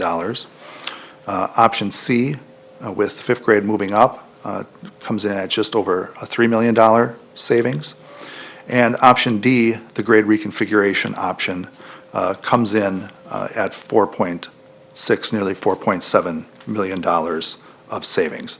So again, those are based on the right sizing that would go on in each of those plans, as well as the elimination of operating those particular facilities that come offline in each of those options. Those figures do not include the sale of any buildings because we haven't done that yet, obviously, and that's going to take some time. So again, our process, phase one is complete. We have held those meetings in April and May for staff members and for community members. We're beginning and in the process now throughout the month of July of being in the gathering input phase, which we just described, all building forward then to the recommendation presentation phase later this fall once the school year begins for your considered approval for the 26-27 school year. So some final thoughts to just maybe frame the entire process. We've talked about this multiple times. We're not in a crisis situation in the School District of Waukesha, but rather we're taking a proactive and fiscally responsible approach to ensure a viable future for the SDW. When we started talking about this in March, and then you go all the way till September of 2026, the entire process spans 18 months. We've built in opportunities for information sharing and input gathering. and believe we have created a transparent process that includes feedback. We have been, that's not argued, I don't think, by anyone, that we've been experiencing a decrease in student enrollment, as we showed in those previous population studies. And we believe that those population studies are valued, and they predict very well what the future enrollment projections will be. Now, there's certainly been some conversation around the city housing study, and that study is from 2019. They're on a 5-year process of updating that study, so they updated it again in 2024. And really it was conducted in response to concerns about the level of affordable housing in the Waukesha community. And it certainly has a different intended purpose than what our enrollment studies from the Applied Population Lab do.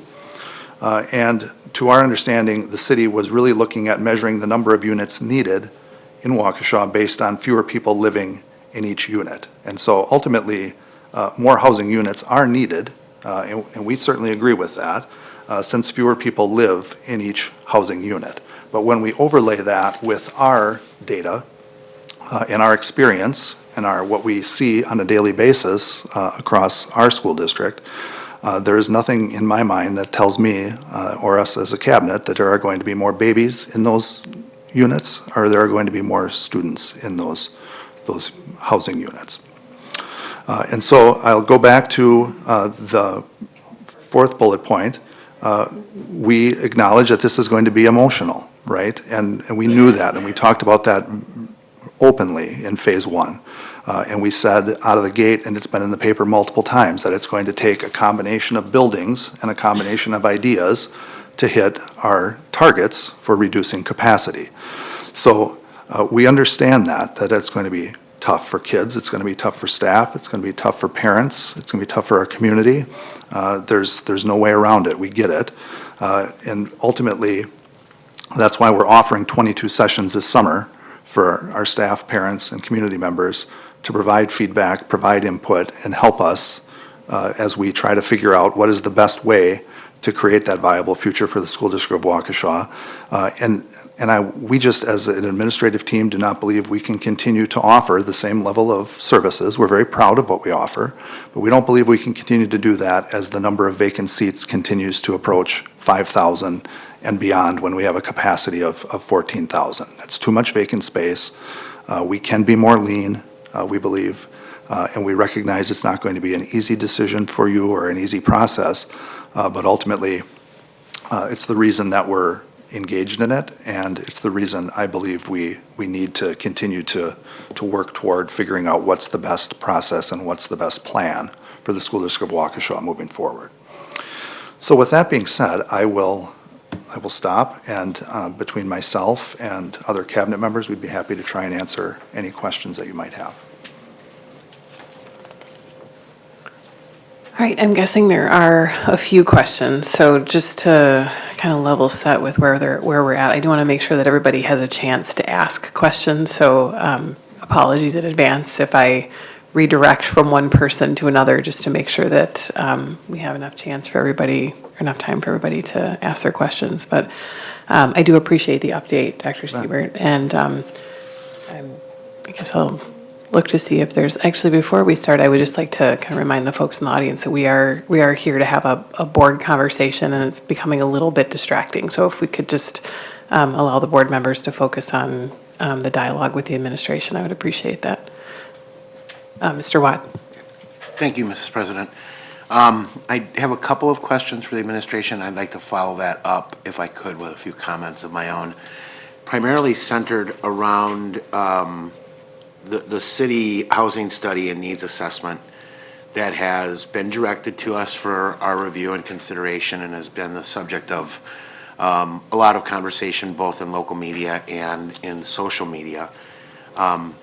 Before I get to my questions, I just want to thank those that provided this information to us. I mean, this is a part of what we've asked for as a board in the district, is for our community members to help us to identify data and ideas that will help us get to the end result. And so I appreciated getting a chance to look at that study and have some thoughts on it after I dug into it. But I I guess knowing, Dr. Siebert, that you had an opportunity to speak with someone at the city, were they able to verify that the projections that we see in that report are the projections in the study from 2019 and then revised in 2024 are consistent with what they're seeing in terms of true population numbers in the city? I talked specifically with the mayor, Okay. and what the mayor told me is that their study had a different purpose than what our studies have, and that their study was designed to ultimately determine how many housing units are needed since fewer people live in each of those housing units. Okay. Mr. Clark has had some additional conversations with city staff, but not myself. Mr. Clark, can you speak to that at all? Did anyone speak to the veracity of the population projection? Yeah, I didn't, I wasn't, that question wasn't specifically asked. I want to say maybe it was a different meeting that they said the trend line for, population, and I keep saying enrollment because I'm thinking kids, the population growth was trending somewhat on the same path, but I can't say we like had a specific conversation trying to tie that number to what they're finding. Okay, thank you. So, I think what I want to discuss a little bit is, first of all, I want to assure folks that, at least I'll speak for myself, when we get something like this, or the documents or studies that we were provided by the community, I dive in and I try to do my best analysis of them and write down my questions or concerns about them and try to figure out where it does or doesn't fit in our discussion. Because there's been so much conversation around this particular study and it's being presented as an example of data that we're not considering and should be, I spent quite a few hours over the last few days looking at it. And here are just some of my observations.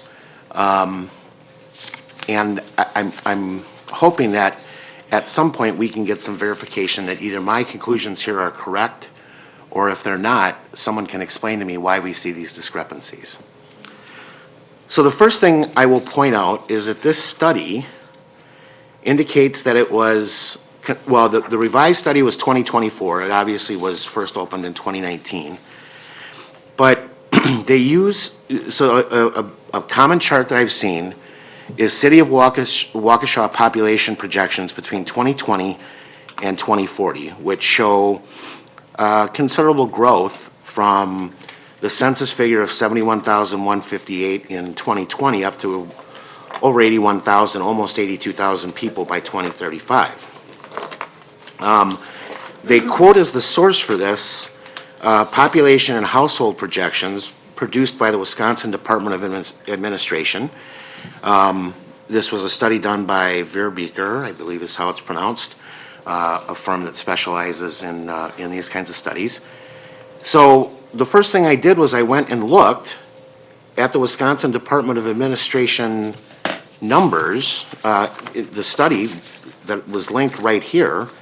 And the fact of the matter is, the numbers that are portrayed here do not match what the study says. So according to that DOA data, they project a declining enrollment between 2020 and 2050 of nearly 12,000 people. So one of the first questions I would like someone to square for me at some point is, if this is actually the source data that this projection is based on, why do we see such a discrepancy between what the Department of Administration data says they project and what this report seems to suggest it represents? They're completely divergent.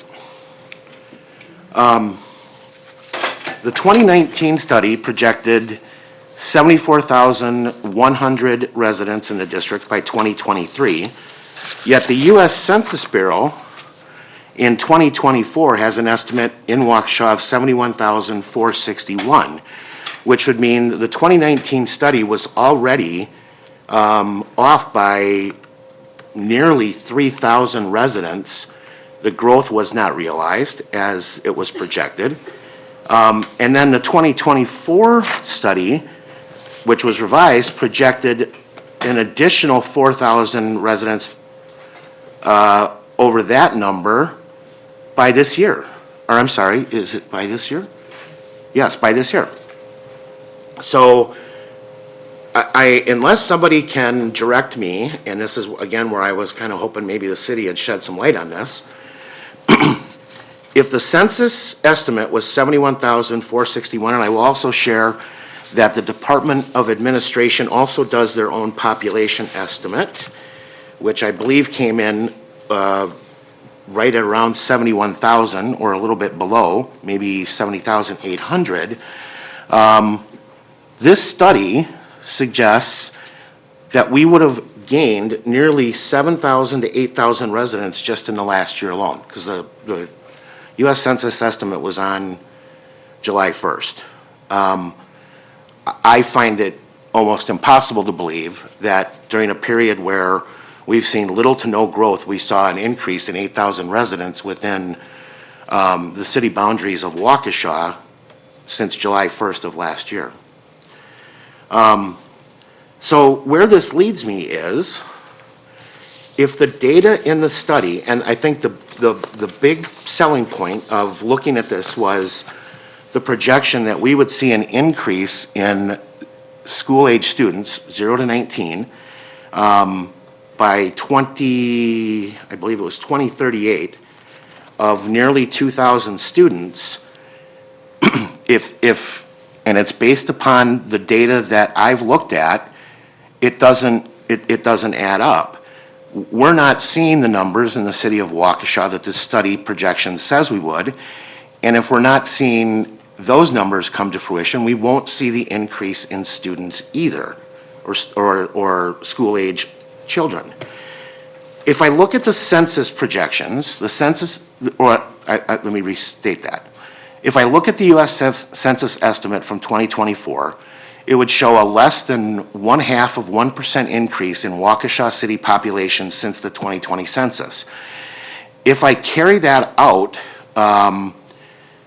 assuming a 0.1% increase in population between now and 2038, so that actually assumes an increase in population, which varies from the Department of Administration estimates, we would see about 72,000 residents in Waukesha by that time, resulting in roughly 18,850 0 to 19 age students, as opposed to the 21,000 that this study suggests we would see, and is actually a decline over the current number of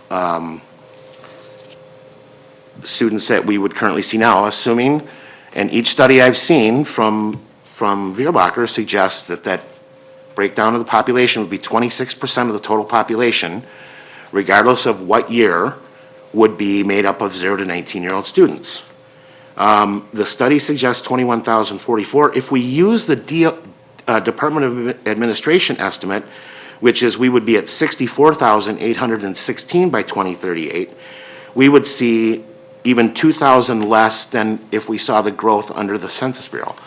So my issue here is, while people are asking us to look at this data, and I've looked at it, I see nothing to suggest that the population increase, and therefore the 0 to 19 age increase, would occur unless there's somebody that can explain to me why I see these discrepancies. And like I said, I'm relying on the source data they provide. What they quote as their source data. The other thing that I would suggest is that while we may or may not see some increase in 0 to 8 or 19 age students, for each new student that resides in the district, I think we're seeing about, what, Dr. Siebert, about 60% of them actually go to school in the school district of Waukesha brick and mortar building. Is that about right? If that's not correct. I don't know if I know that number off the top of my head. Okay. Let's find that out. Okay. Well, we should find out, because the reality is, even if we got 1,900 additional students of that age, we would see maybe half of those re-enroll back in. And that assumes that we don't also continue to see the population or the birth rate numbers continue to decline as we have. The final point I'll make before I pass along, people continue to question the applied population lab numbers. And while there are certainly projections as well, the one reason that I tend to lean into them as opposed to something like this is because we have a history of seeing that those projections have been correct for over 15 years, I think nearly 20. Their projections for the state and this district, when we've asked them for them, have been between 2.5% decline in enrollment. And while, could that change? I suppose it could, but the birth rates certainly don't suggest that it'll change anytime in the next 5 to 6 years. And seeing no data that suggests we're going to see significant growth within the city of Waukesha or the broader school district of Waukesha, I'm not inclined to take a look at this particular study as any sort of reliable data point for making our decisions going forward. Thank you. I gave you some liberty from the time perspective because I think that you were addressing some questions that many of us had. So I would encourage any board member that hasn't taken a look at the city study to please take a look at it. There were also some assumptions that I think were carried forward from the 2019 report to the 2025 that didn't take into consideration some of the underlying changes. So I'm very open to incorporating additional data into what we're looking at. I think the more data that we can have, the better.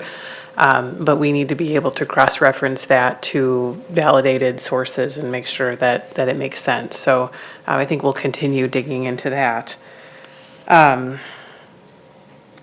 I don't know if you had more questions, Mr. Watt, or we can kind of go around and see if there are other questions or comments and then come back. Anybody else? Mrs. Koenig? Thank you. I just had a question regarding the listening sessions and the input that is being provided by the community, by teachers, staff, students. Are the 4 options, are they going to be a little bit more fluid? Are some of the suggestions that have been made, especially ones that seem to have, a lot of weight to them, a lot of people share that thought, is anything going to be able to be tweaked with regard to these options? Or are these options, these are the options that are set in stone? I mean, is this a fluid, opportunity for some things to be changed? Absolutely. Okay. Yeah, so we've, out of the gate, said these are not set in stone. We really are interested in what people wonder about and what opportunities for enhancement. We have met with a couple people that spoke tonight that had ideas, Mr. Clark and I, and we're willing to do that into the future.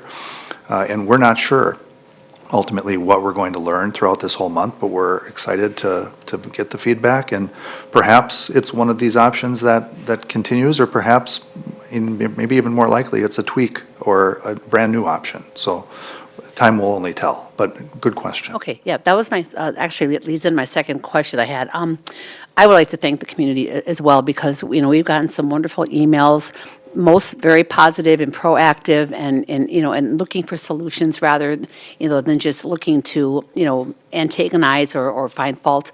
I can genuinely sense the community does understand that we are facing some, issues with our size and decrease in student enrollment.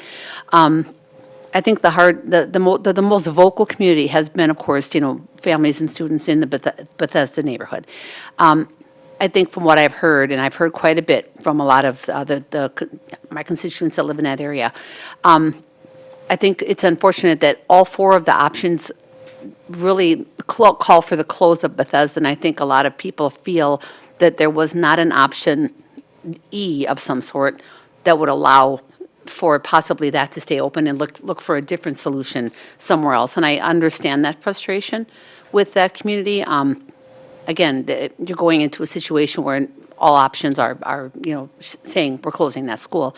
And I do share that concern because that has been a staple. That is a very entrenched community, and it is a neighborhood school. So I do understand the frustration and the level of volume that community is speaking with regard, and I guess that's what I'm wondering, if there may be a consideration for another option, or at least to look at something where maybe that isn't one of the schools closed, that other things are configured. But I think that is a frustration I'm hearing, and rightly so. I think it's something that that community feels very slighted, that they didn't even have an option to look at other than my school is closing. So I can see why that's troubling for a lot of people in the community. So that's why I was wondering, is there an option that maybe with feedback, with information, we're being given ideas from the community, could that possibly lead to a tweaked, option C or a new option E? Is that still something that could be considered at some point? Certainly. Yes, we can, like I said just earlier, I mean, we could end up with some variation of these plans or a completely different plan that would come forward to you.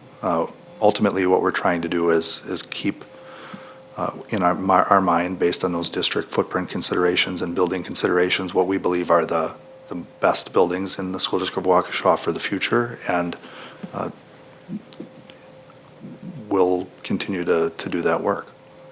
And just maybe more transparent of maybe why, if Bethesda is on the list for closure in all options, maybe a little more clarity as to why, what is it about that particular school that is, again, like you said, resourceful-wise is the focus. I mean, more clarity, maybe a little bit more exploration of why that school is on all four lists. Okay. Would be helpful. Sure. Mrs. Voigt? I definitely echo what the concerns that she's just raised. I think the Bethesda parents have done an amazing job of stepping forward and letting us know the value of neighborhood schools, and their neighborhood school. And I think beyond that, like the Summit View Neighborhood School, et cetera, that, we're talking capacity, we're talking numbers, but I think that's something that's hard to measure, that value and that pride and that reason they'll want to stay part of the school district of Waukesha. And I've been very, very moved by the concerns for their property value, that I indeed made the same choice. I asked the realtor what would be one of the best schools that for my future family, as I was making a decision on where to locate in the city of Waukesha. And many parents have said that was the case. They wanted to be near Summit View or near Bethesda. And they're just feeling like they're, losing that option is something that we have to consider as well, because we're trying to attract people to the school district of Waukesha, and when people are choosing us, and then we take away the reason why they're choosing us, that doesn't help us to grow and to become a destination district. The other, if I can add a second, or do you want to go around and give everyone else a chance? Go ahead, I think. Yeah, go ahead. Okay. Another, consideration that just came to my attention recently was from a former school board president of, for over many, many years. And that's, we've had the ebbs and flows over, the decades. We're growing in population, we're declining in population. We moved the ninth graders out of the high school because it wasn't, it didn't have enough room in the high schools. We moved the sixth graders up because we didn't have enough room in the elementary schools. Could we move those kids back? Like we moved the ninth graders back into high school. Could we now, we've run the gamut on the reason why we moved them up, could we move those back? And that would change the dynamic dramatically of the elementary school populations and make available other things to happen at the middle school level, for some of the schools we want to relocate per se.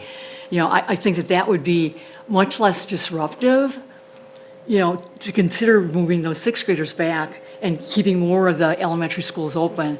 And then the long-range projections give us more time to play out what does happen with the population growth. We've seen the changes. Why did we build a new high school and then another new high school? We were the real growth area. And because of industry like losing Waukesha Engine, things have changed. What will happen in the next 10 years, the next 20 years? We don't want to be, not foresightful enough to know that some things could change again for growth. We could become, that magnet that we're hoping to be, to draw people into our area. Thank you. No, I'm sorry. I appreciate it. Thank you. Who else? Mrs. Gren. I also wanted to thank the community for coming out to share your passions and your voices. Thank you very much.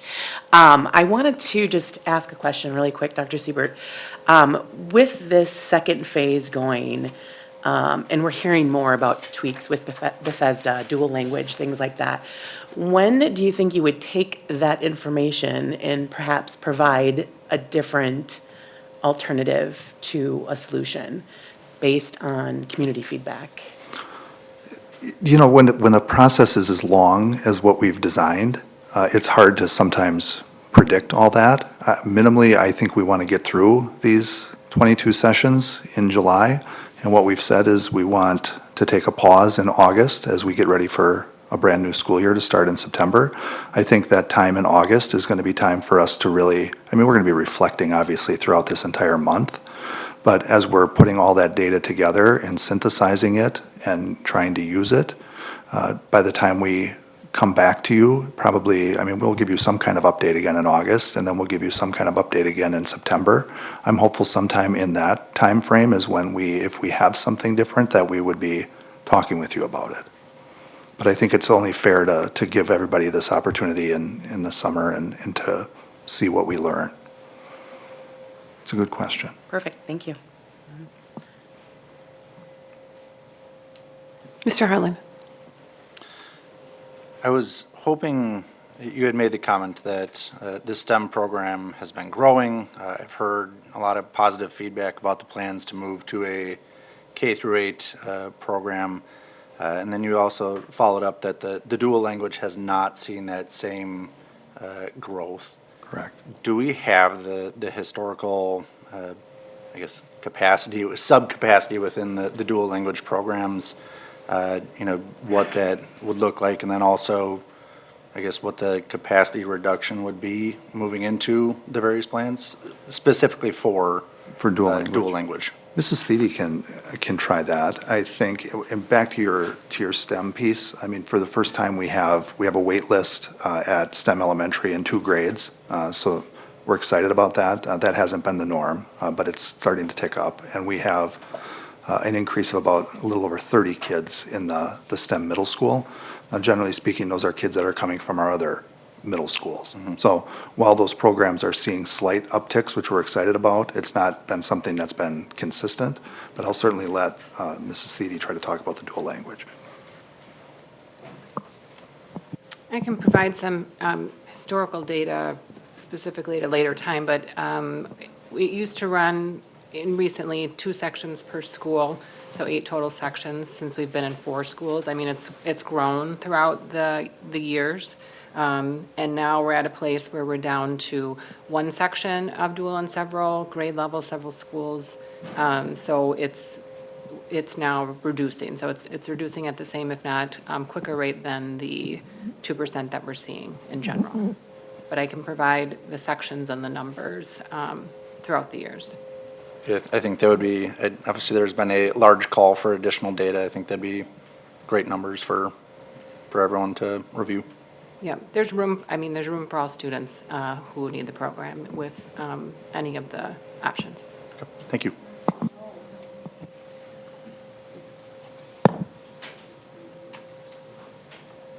Anybody else? Mr. Zenobia? Thank you. Yeah, I just wanted to really just make a comment, and that was to, again, some of the other board members had said, thank you to the community. It really is invaluable for me as a board member to get information like we've been getting from the community, not only in emails, but just having something that's been so well thought out.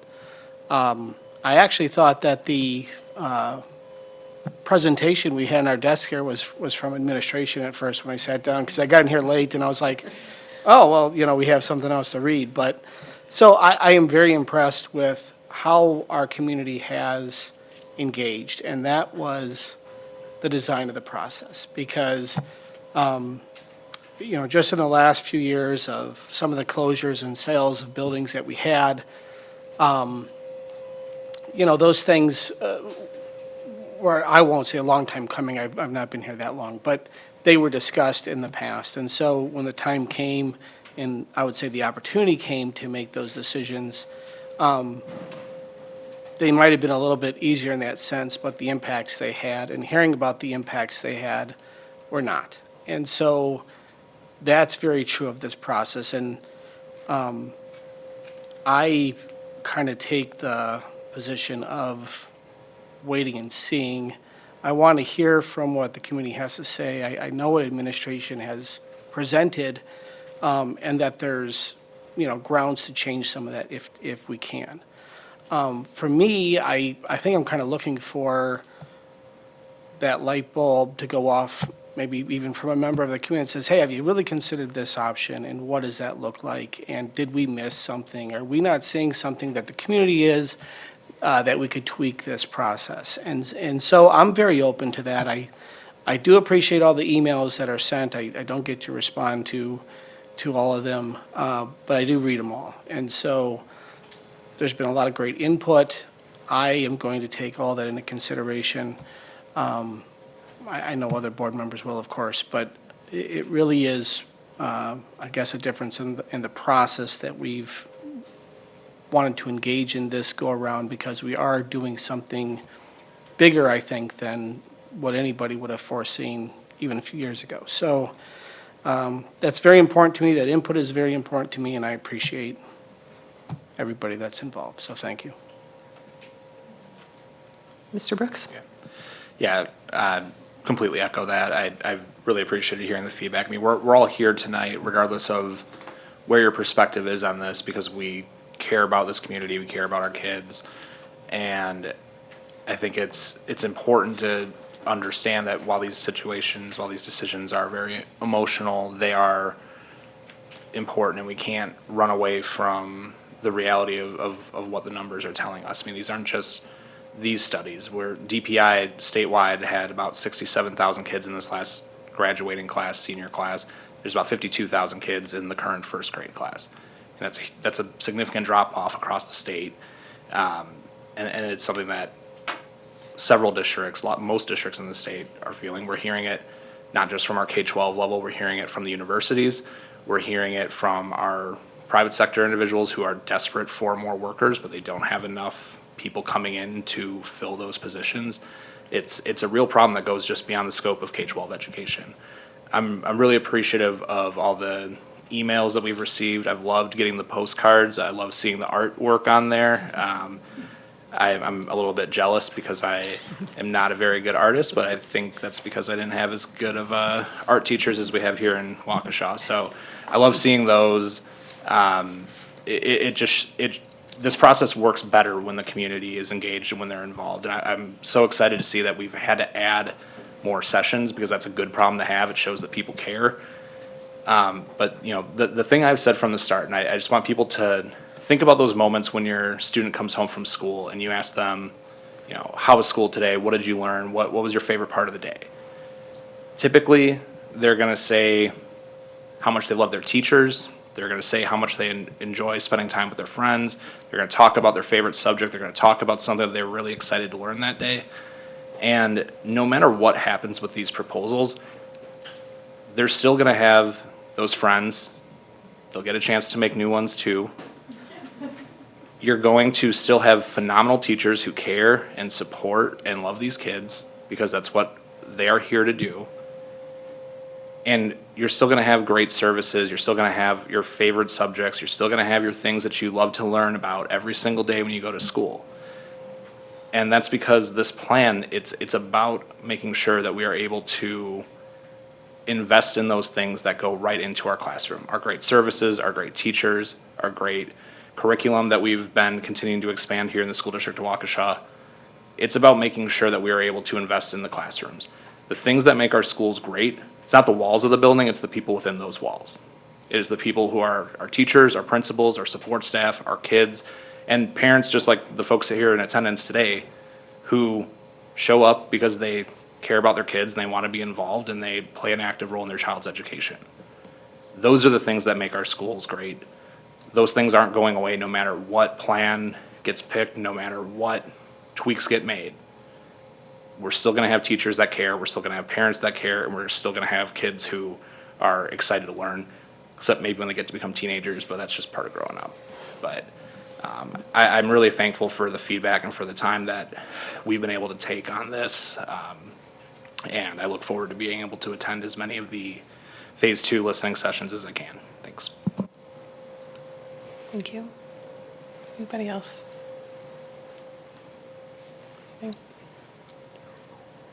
I have just a couple questions and then probably a few comments. I do appreciate the cost savings projections. I understand that we're not quite to the point where we have a final proposal and we can say, but it does help to just understand what we're talking about. And I know it doesn't feel good necessarily to start with how many seats and how much money, but I think there are physical constraints to what we're talking about with some of these changes that we do need to understand just the scope of it. I have a question. Those projections are building specific then, so you looked at the buildings that would potentially be shifting, or does it also include that some administrators might shift from one building to a new building?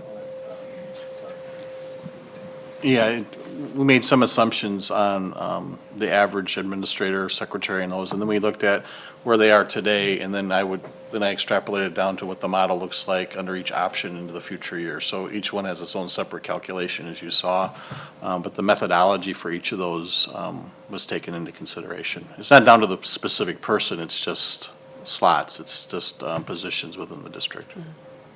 I appreciate that, and I know it's a starting point. I think all of these options, again, are, I was just looking back at what was the first time that we reviewed the district-specific enrollment study, and that was actually May of 2024. It was where we had Sarah from the Applied Population Lab come in and speak to us about all of that.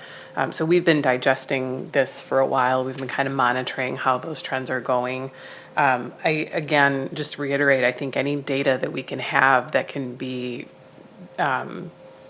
referenced or that can be useful to us, we'll take. I have to spend a little bit more time with it, but I have found value in the city assessor information. There's a lot of information there. Nobody likes to get the letter that says their house has been reassessed or their property's been reassessed, but it's happening a lot lately. And so I think just looking at some of those shifts in value, the other information that's in that report is the number of condos that are being sold versus the number of, all properties or all residences and single families. And that ratio continues to increase in, condos versus single families. There's been some really interesting work that's been done more so on the East Coast, but looking at how many large lot single family homes are required to generate one school-age child. And so those are things that we need to take into consideration as well. And then I think Mr. Wad made an interesting point that there's no guarantee that one translates directly to one from an enrollment perspective. But unfortunately, none of us have a crystal ball, right? So it's impossible for us to say exactly what's going to happen. I've been involved in research and data analytics for a long time, and predictive analytics and machine learning is a really complex space, especially when you're dealing with human factors. Having students that take human geography and economics, all these things are really relevant to the conversations we're having right now. But I think, the more information we can kind of sift through and having information that we can really be confident about, and that's, I think, one of the challenges when people are commissioning studies for different purposes. They may make an assumption using a piece of data that may not necessarily be an input or output of another model. So we're going to have to continue to work on that. The other thing I just wanted to say, and I think the board gets this, but to address some of the things that we've been hearing and seeing through email and communication, and also just, again, to thank the administration for the work that they're doing. When we and this was all part of a public meeting several months ago when we kind of agreed to begin this process.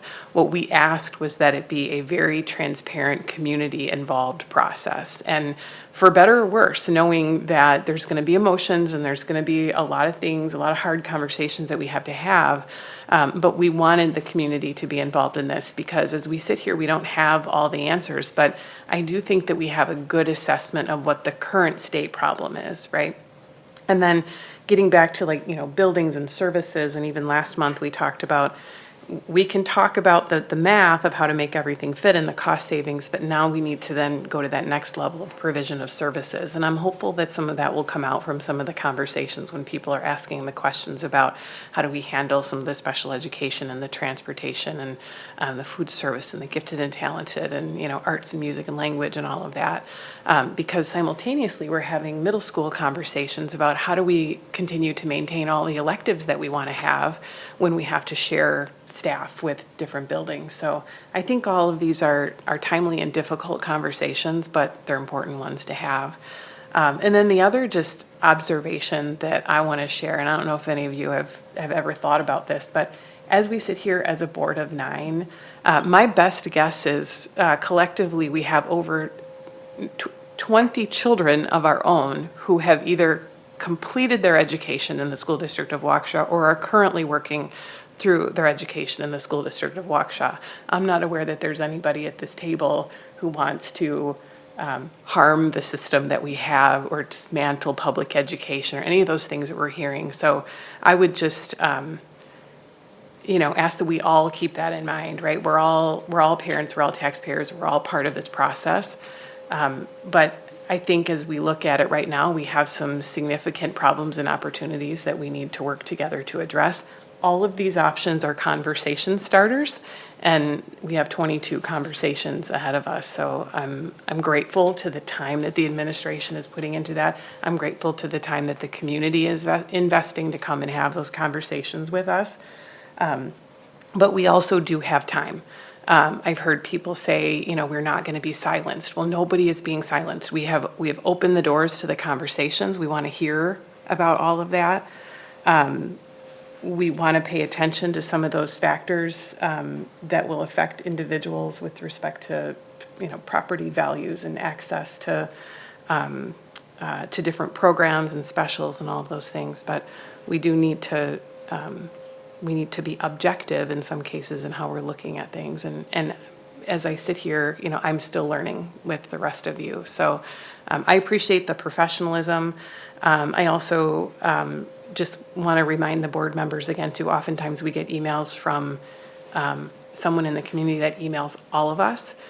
So if you do choose to respond, just make sure that you respond directly so that we can avoid any of that, oversharing of opinions and perspective about things. But that sometimes comes as a surprise to our constituents when they maybe hear back from one of us, not all of us, but that's by design, just because we're trying to respect everybody's learning process through all of this.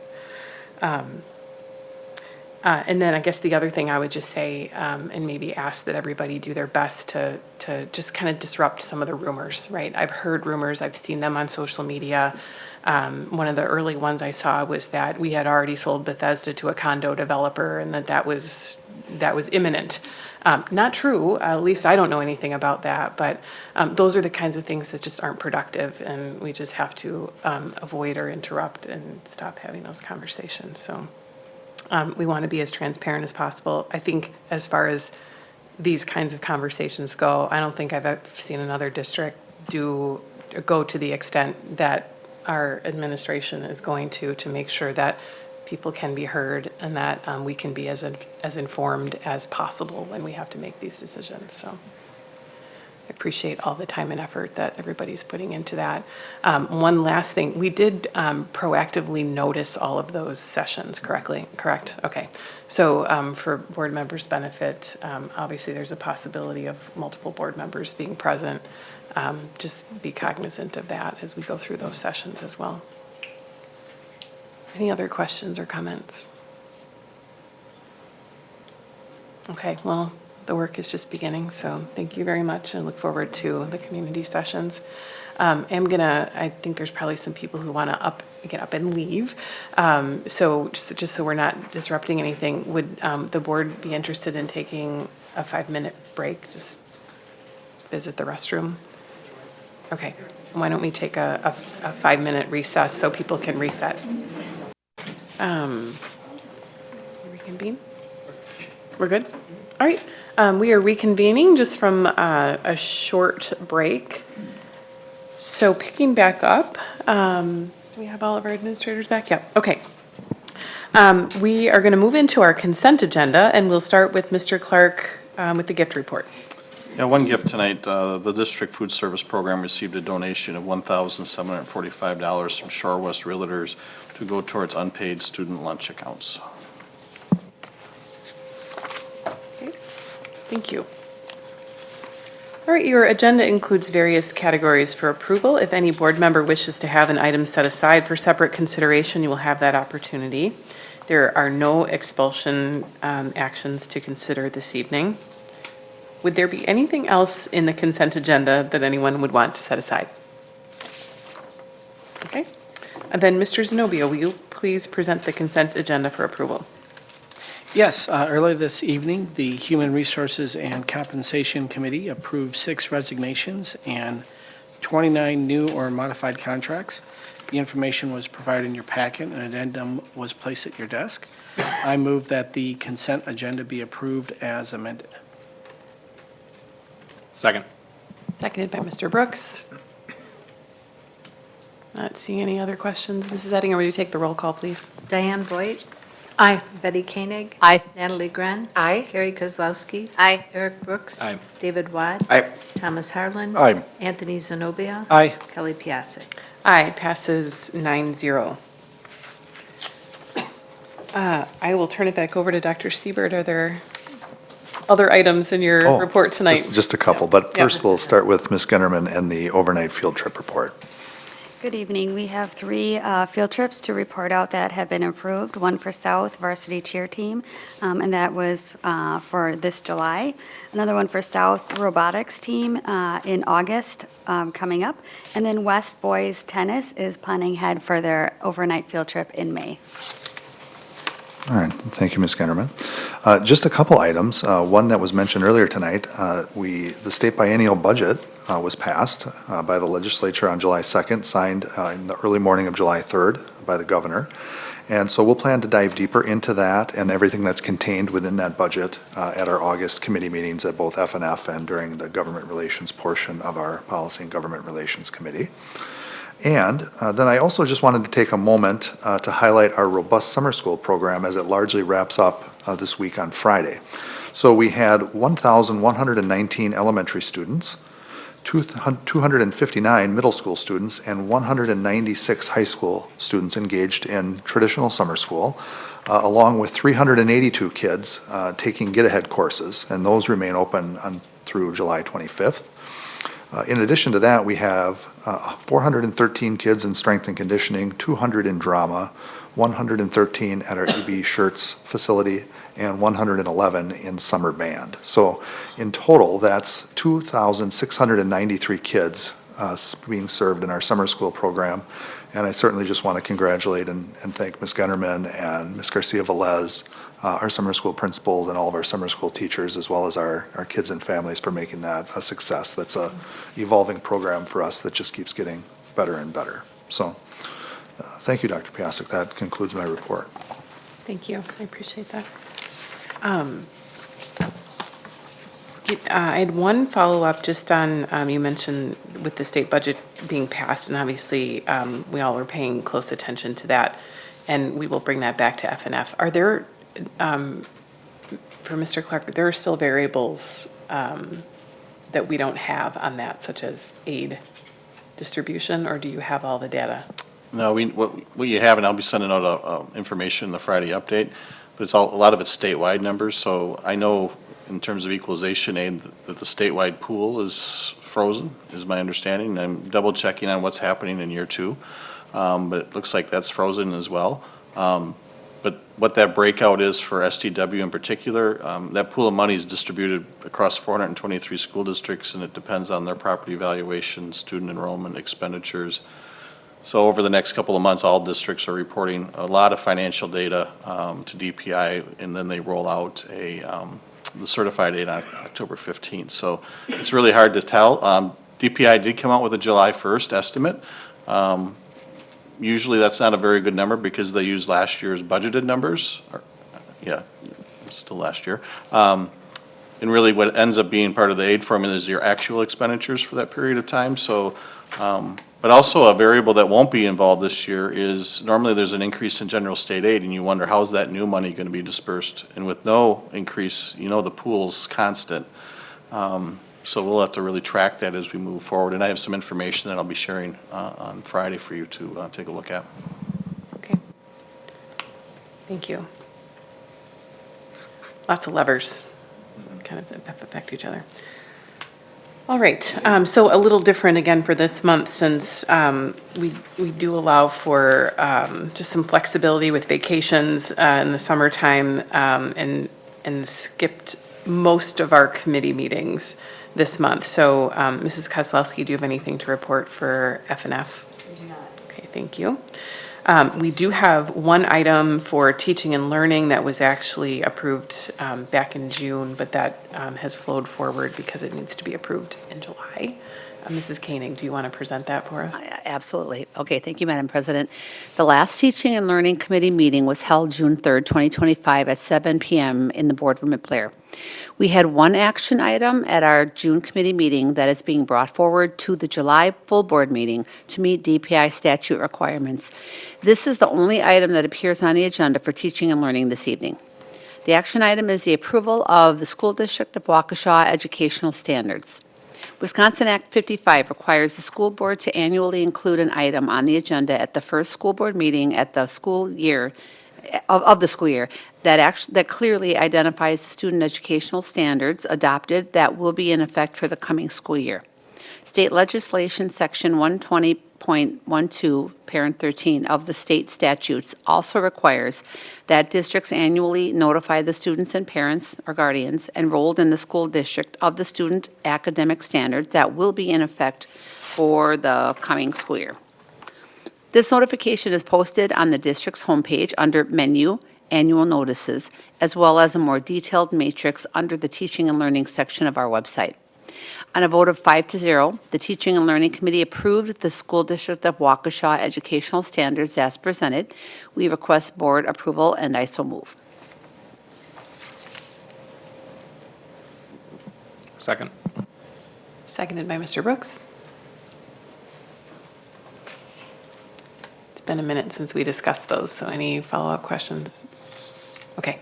Mrs. Ettinger, would you take the roll call, please? Natalie Gren, Aye. Anthony Zenobia, Aye. Thomas Harland, Aye. David Wad. Aye. Carrie Kozlowski. Aye. Eric Brooks. Aye. Diane Voigt. Aye. Betty Koenig. Aye. Kelly Piasek. Aye. Passes 9-0. And Madam President, that concludes the Teaching and Learning Committee report. Our next meeting will be held on Tuesday, August 5th, 2025, here at the Blair Administration Building Boardroom. Thank you, Mrs. Koenig. Student Services did not also meet in July. Any updates, Mr. Harland? No updates. Okay, thank you. Human Resources and Compensation Committee, on the other hand, did meet earlier this evening for some very important work. So, Mr. Zenobia, I think you have some things for us. Thank you. Yes, I'm happy to report that we have the longest committee report this evening with 3 action items. The first of which was the approval of the resolution of teacher-based wage increase. Earlier this evening, the committee approved a resolution to implement the board's last offer to the EAW for base wage increase. For background, the EAW advised the district that it will not accept the district's last offer, resulting in an impasse, and that information was provided in board docs. Therefore, I move to approve the resolution for teacher base wage increase of 2.95% CPI wage adjustment over the 24-25 base wage, which results in an effective rate increase of 1.95% per cell and an average increase of 3.39% for the 25-26 school year. Second. Seconded by Mrs. Kozlowski. I have a question, probably for Mrs. Seedy. Was there anything different about the method that we used to make our initial offer this year? I'll give a quick answer of no, but if you want more Okay. detail, you can, I think Mr. Clark can chime in.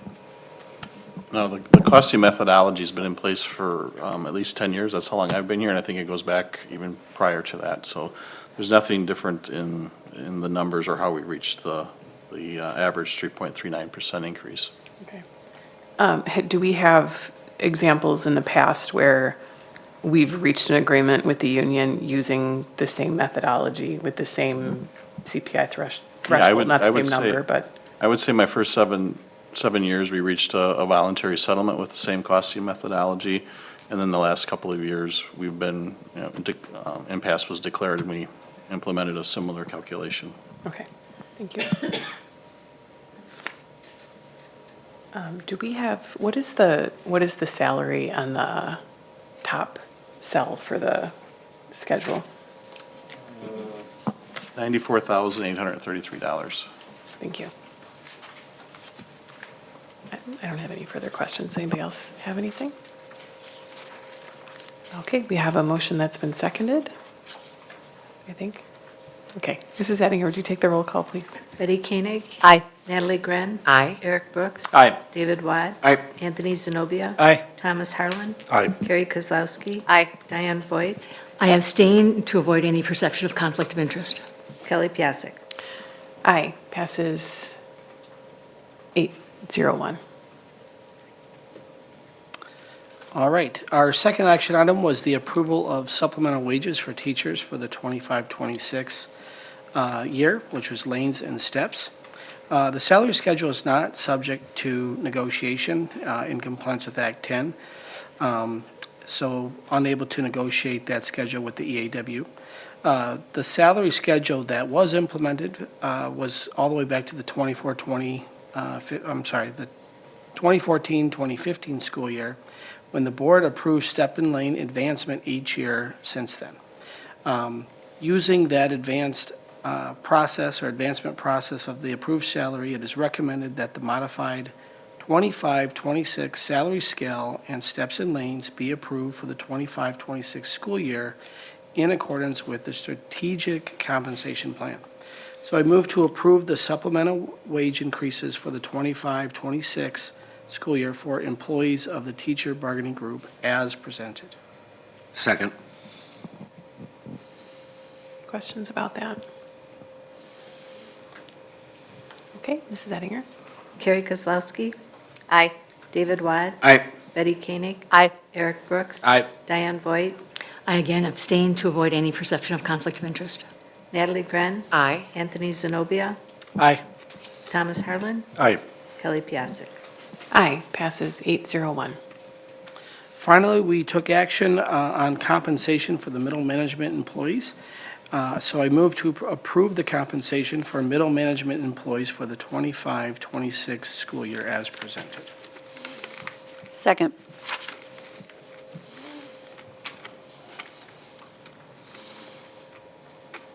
Any discussion? Okay.